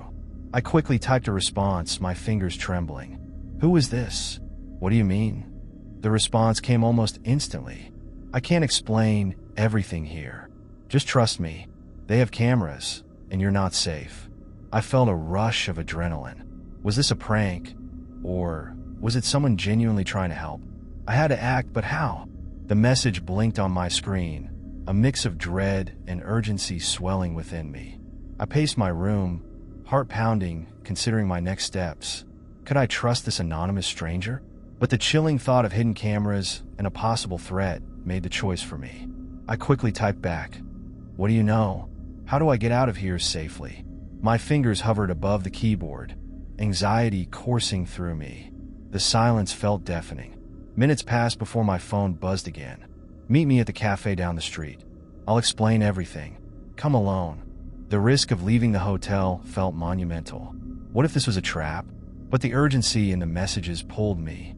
The longer I stayed, the more I felt the weight of unseen eyes watching me. I took a deep breath, steeling myself. I had to find out more, no matter the risk.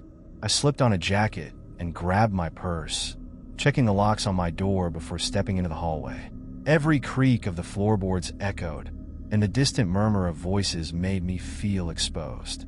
I made my way to the cafe, my heart racing with every step.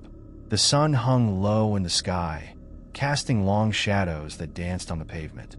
I scanned the area for anyone suspicious, but saw only ordinary pedestrians enjoying their day. Upon entering the cafe, the smell of freshly brewed coffee enveloped me, but I had little appetite. I spotted a table in the back and chose it for its secluded nature, hoping to remain unnoticed. I ordered a tea, trying to calm my nerves while anxiously watching the door. After several minutes, a figure stepped inside, a woman in her 30s, dressed in a simple black hoodie and jeans. She looked around, her eyes landing on me before she approached with caution.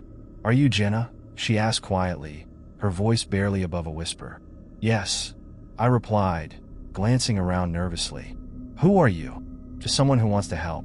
I heard about what's been happening in the hotel," she said, sliding into the seat opposite me. "I can't say too much here. Just know you're not safe." "What do you mean?"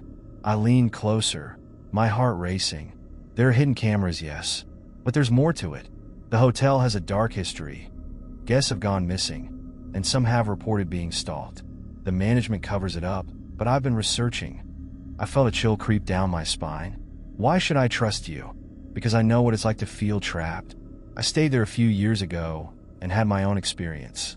I managed to escape, but it wasn't easy. You need to be careful. They'll try to manipulate you into staying." "Why haven't I heard about this?" I asked, feeling a mix of disbelief and concern. "Most people don't. They either brush it off or end up too scared to say anything. But I've talked to others. You're not the first to raise alarms." I looked around again, paranoia creeping in. What do? I need to leave, but I can't just walk out. What if they're watching? "Listen," she leaned in closer, her voice urgent. "Go back to your room and gather your things. Don't act scared. Head to the front desk and check out. I'll be waiting for you just outside. We can go to my place. Safe there." The plan felt reckless, yet I was running out of options. What if they stop me? "They won't if you keep your cool. Just act like everything is fine. Remember, they want you to feel afraid." After a moment of hesitation, I nodded. "Okay, I'll do it." "Good. Trust your instincts," she said, standing abruptly. "I'll see you outside."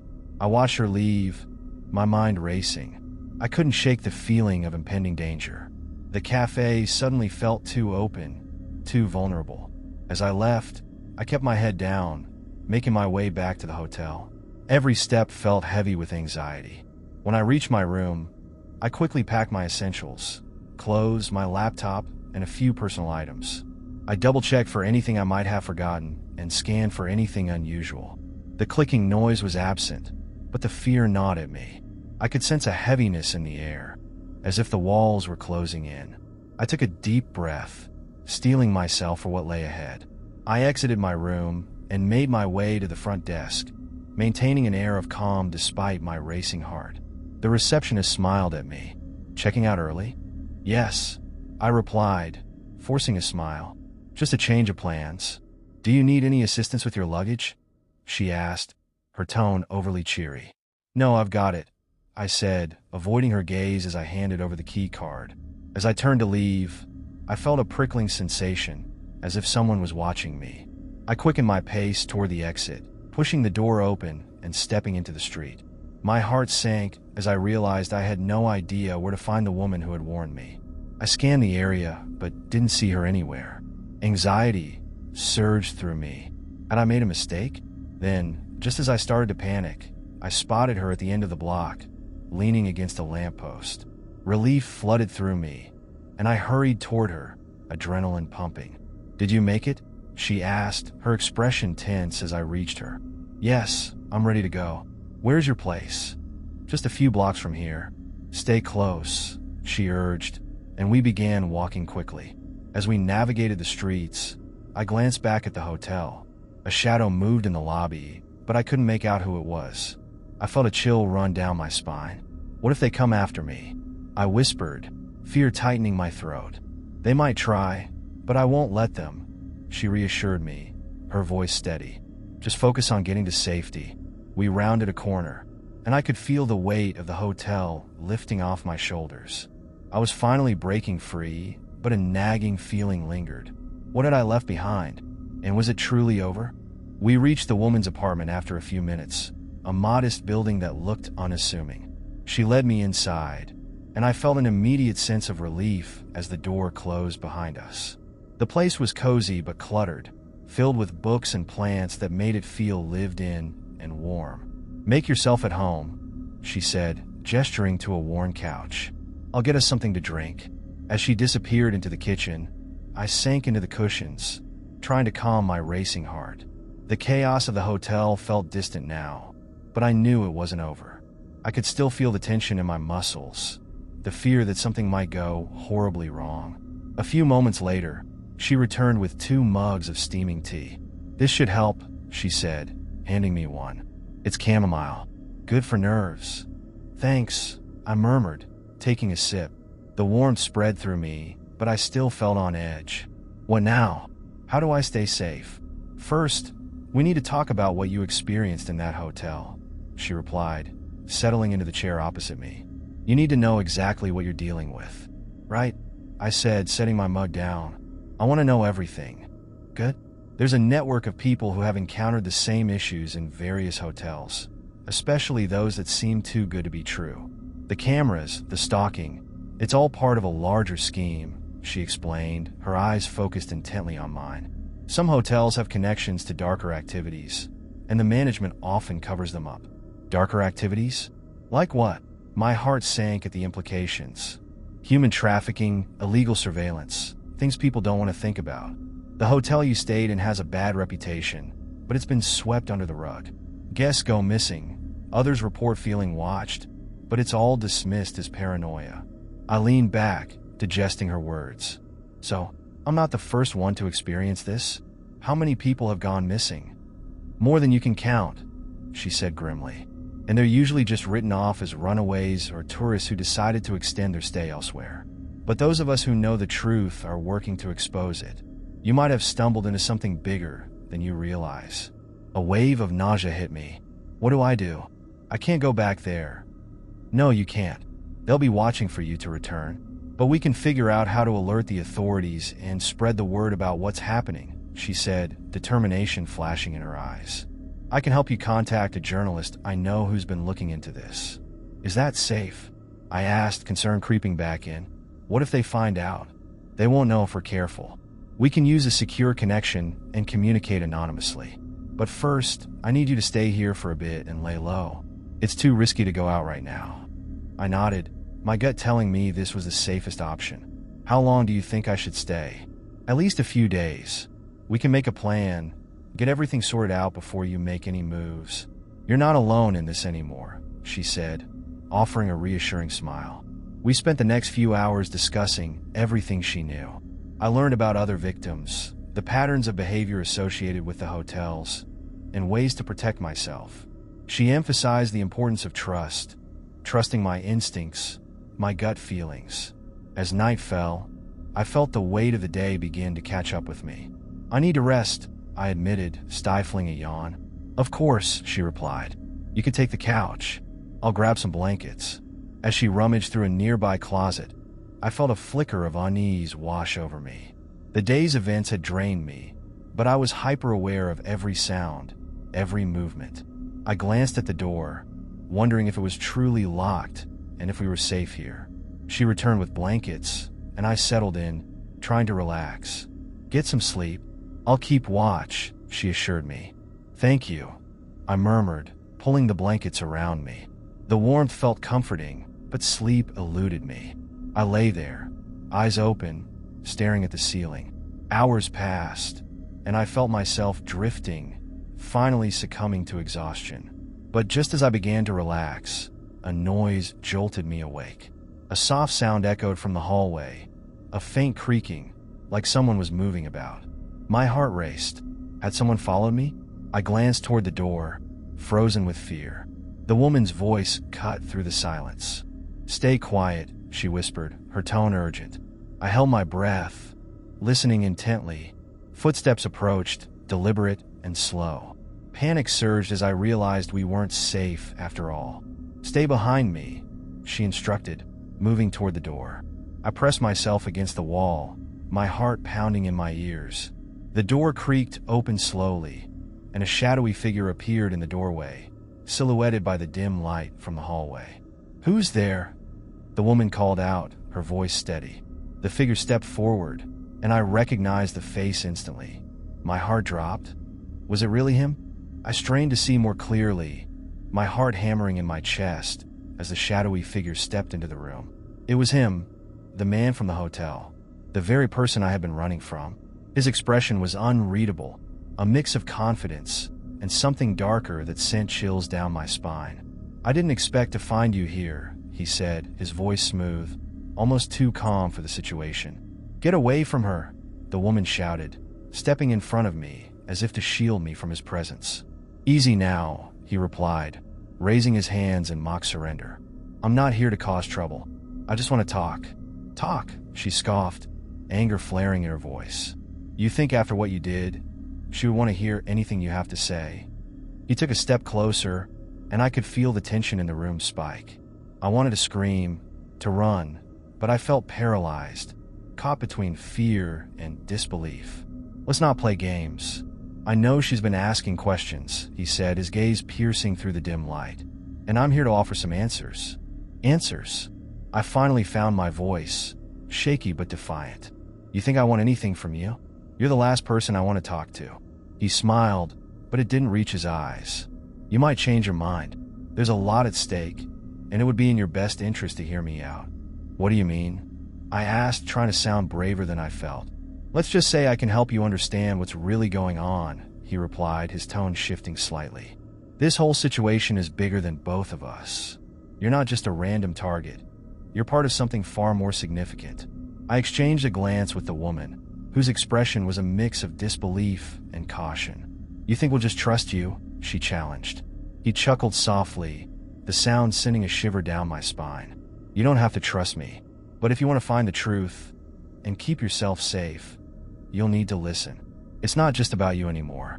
There are others involved, and they won't stop until they get what they want. Who are you working for?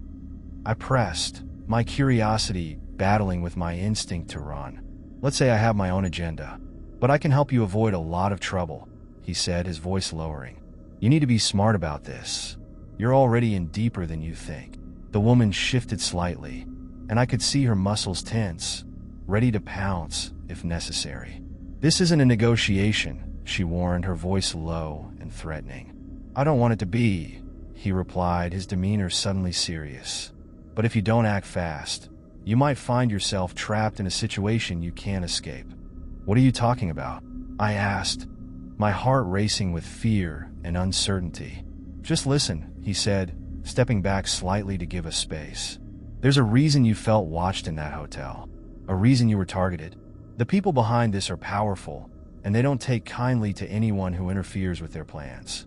Plans for what? I demanded, my voice trembling. Plans that involve you, he replied, his eyes locking onto mine. You have information they need, and they'll stop at nothing to get it. That's why I'm here, to help you stay one step ahead. What information? I asked, a knot tightening in my stomach. You'll find out soon enough, he said, turning slightly as if to gauge our reactions. But first, you need to understand that this isn't just about your safety. It's about uncovering the truth. If you want to find out what really happened, you need to be willing to confront some uncomfortable realities. I felt the weight of his words pressing down on me. My mind raced with questions, but uncertainty gnawed at me. I had been running, trying to escape, but now I realized that running wouldn't save me. Why should we believe you? The woman asked, her voice steady but laced with doubt. Because you don't have a choice, he said bluntly. This is bigger than both of you, and I can help you navigate it. But time is running out. What do you want from us? I asked, my voice wavering slightly. Just your cooperation, he replied, a hint of sincerity creeping into his tone. I'm not your enemy. I'm trying to protect you, both of you. Before I could respond, the woman stepped forward again, ready to confront him. You're not telling us everything. What's your real motive? He sighed, a hint of frustration showing on his face. I've already told you more than I should have. The longer we stay here, the more danger we're in. They'll come looking for you. Who will? I asked, feeling the fear rise in my chest again. The people who've been watching you. They won't stop until they find you. And they're not just going to let me walk away. The gravity of his words settled heavily in the room, a chilling reminder of how close danger was. I glanced at the woman beside me, her expression reflecting my own turmoil. Do you really think we can trust him? I whispered. I don't know, she admitted, her voice tense. But we don't have much of a choice right now. We need to get out of here. He nodded, seeming to sense our shared uncertainty. Exactly. You need to prepare for what comes next. I can help you, but you need to make a decision. Are you in or out? The choice loomed before me like a shadow, the weight of it settling heavily on my shoulders. I could feel the danger closing in, and despite my instinct screaming to run, I knew I had to face this head-on. I had to know the truth, even if it meant stepping into the darkness. All right, I said, my voice firm despite the fear coursing through me. I'm in, but if you betray us... Trust me, I won't, he interrupted, an edge of sincerity in his tone. Now let's move. We don't have much time. As he led us out of the apartment, the gravity of my decision weighed heavily on my heart. There was no turning back now. I was entering a world of uncertainty, but the truth awaited, and I was determined to uncover it, no matter the cost. And with that, I stepped into the unknown, ready to confront whatever lay ahead. As we navigated the narrow hallway, the atmosphere was thick with tension. Every creak of the floorboards echoed like a warning. The man led the way, glancing back occasionally to ensure we were close behind. The woman remained at my side, her expression a mix of concern and determination. Where are we going? I asked, trying to keep my voice steady. To a safer place, he replied, his tone clipped. Somewhere we can talk without fear of being overheard. We descended a flight of stairs, each step feeling heavier than the last. My heart raced with uncertainty. I had crossed a threshold into a world I didn't understand, and my instincts screamed for me to flee. Yet curiosity held me captive. I needed to know what was really happening. We reached the ground floor and stepped out into the cool night air. The city around us was eerily quiet, the streets illuminated only by flickering streetlights. The man led us to a nondescript sedan parked at the curb. He opened the back door, gesturing for us to get in. Get in, he insisted. We'll be safer on the move. The woman climbed in first, followed by me. As the man slid into the front seat and started the engine, I couldn't shake the feeling of being trapped in a nightmare. Where exactly are we going? I asked again, my anxiety bubbling to the surface. To a location where we can discuss everything, he answered, his gaze focused on the road ahead. somewhere they won't find us, at least for a little while. As we drove through the empty streets, the weight of his words hung in the air. I stole glances at the woman beside me, trying to gauge her thoughts. She seemed equally unsettled but determined to see this through. After several minutes, we arrived at an old warehouse on the outskirts of town. It was dark and seemingly abandoned, a perfect hideout. The man parked the car and motioned for us to follow him inside. The air was thick with dust, and the faint smell of mildew clung to the walls. "This is the best place to talk without being interrupted," he said, his voice echoing slightly in the cavernous space. We stepped further inside, the faint light from the street filtering through grimy windows. "What's this all about?" I asked, my voice shaky. "Why have you been following me?" He paused, collecting his thoughts. "There's a group, a powerful group, who have taken an interest in you. I've been trying to protect you from them. They've been watching your every move." "Why would they care about me?" I pressed, desperate for answers. "Because of what you might discover," he replied, his gaze intense. "You have connections to something they want to keep hidden. Something dangerous." The woman stepped forward, her expression fierce. "What do you mean? What's so special about her?" He hesitated, glancing around as if ensuring we were alone. "Your family has a history, one that they've tried to bury. You're not just a random target. You're a key to understanding a legacy of secrets that they'll go to great lengths to protect." "What kind of secrets?" I demanded, frustration bubbling to the surface. "Secrets that could expose their operations. Secrets that could put you in danger," he said. "They've been keeping tabs on your family for years, and now that you're asking questions, they see you as a threat." "I don't understand," I admitted, feeling overwhelmed. "What do you want from me?" "I want you to know the truth," he said firmly. "But first, we need to get you out of here and away from prying eyes. We need to formulate a plan." Before I could respond, I heard a faint sound echoing in the distance, a car approaching. My heart dropped. "We have to go now," I urged. "Stay close," he instructed, moving quickly toward the back of the warehouse. The woman and I followed, adrenaline surging through our veins. We ducked behind stacks of old crates, our breath shallow and rapid. The sound of the approaching car grew louder, and I felt a mix of fear and urgency. Whoever was driving might be connected to the very people we were trying to evade. "What do we do?" the woman whispered, her voice taut with anxiety. "We wait," he replied, his eyes focused on the entrance. "We can't let them see us. Not yet." I pressed my back against the rough wood of the crates, my mind racing. Who were these people? What had I stumbled into?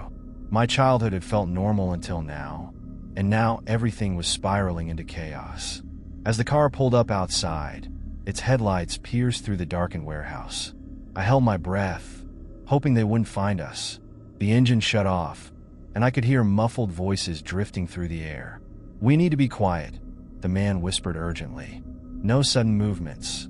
We huddled together, the tension in the air palpable. I could see the shadows of figures moving outside, their silhouettes dancing against the light. The fear of discovery clawed at my insides. Suddenly, a loud crash echoed from the entrance, followed by footsteps approaching the warehouse. My heart raced. They were coming in. "We can't stay here," I whispered frantically. "Follow my lead," he replied, his voice low and steady. The woman squeezed my arm, her grip tight. We all held our breath, bracing for whatever was about to unfold. The figures entered, their voices low and hushed, discussing something just out of earshot. "Where are they?" one of them asked, their tone sharp. "They can't have gotten far." I could see the outlines of two men, scanning the dimly lit space with flashlights. Panic surged through me. I didn't know what these men wanted, but I knew it couldn't be good. "We need to find them before it's too late," the other man said, his voice filled with urgency. "They must have come this way. Quick, check over there," the first one ordered, gesturing toward our hiding spot. Time felt like it was standing still as I held my breath, fear coursing through me. Would they find us? Would we be trapped here forever? "Now," the man in front of us whispered suddenly, breaking the tension. We bolted from our hiding spot, darting toward a side exit that he had indicated. The sound of shouting erupted behind us, and I could hear the men scrambling to follow.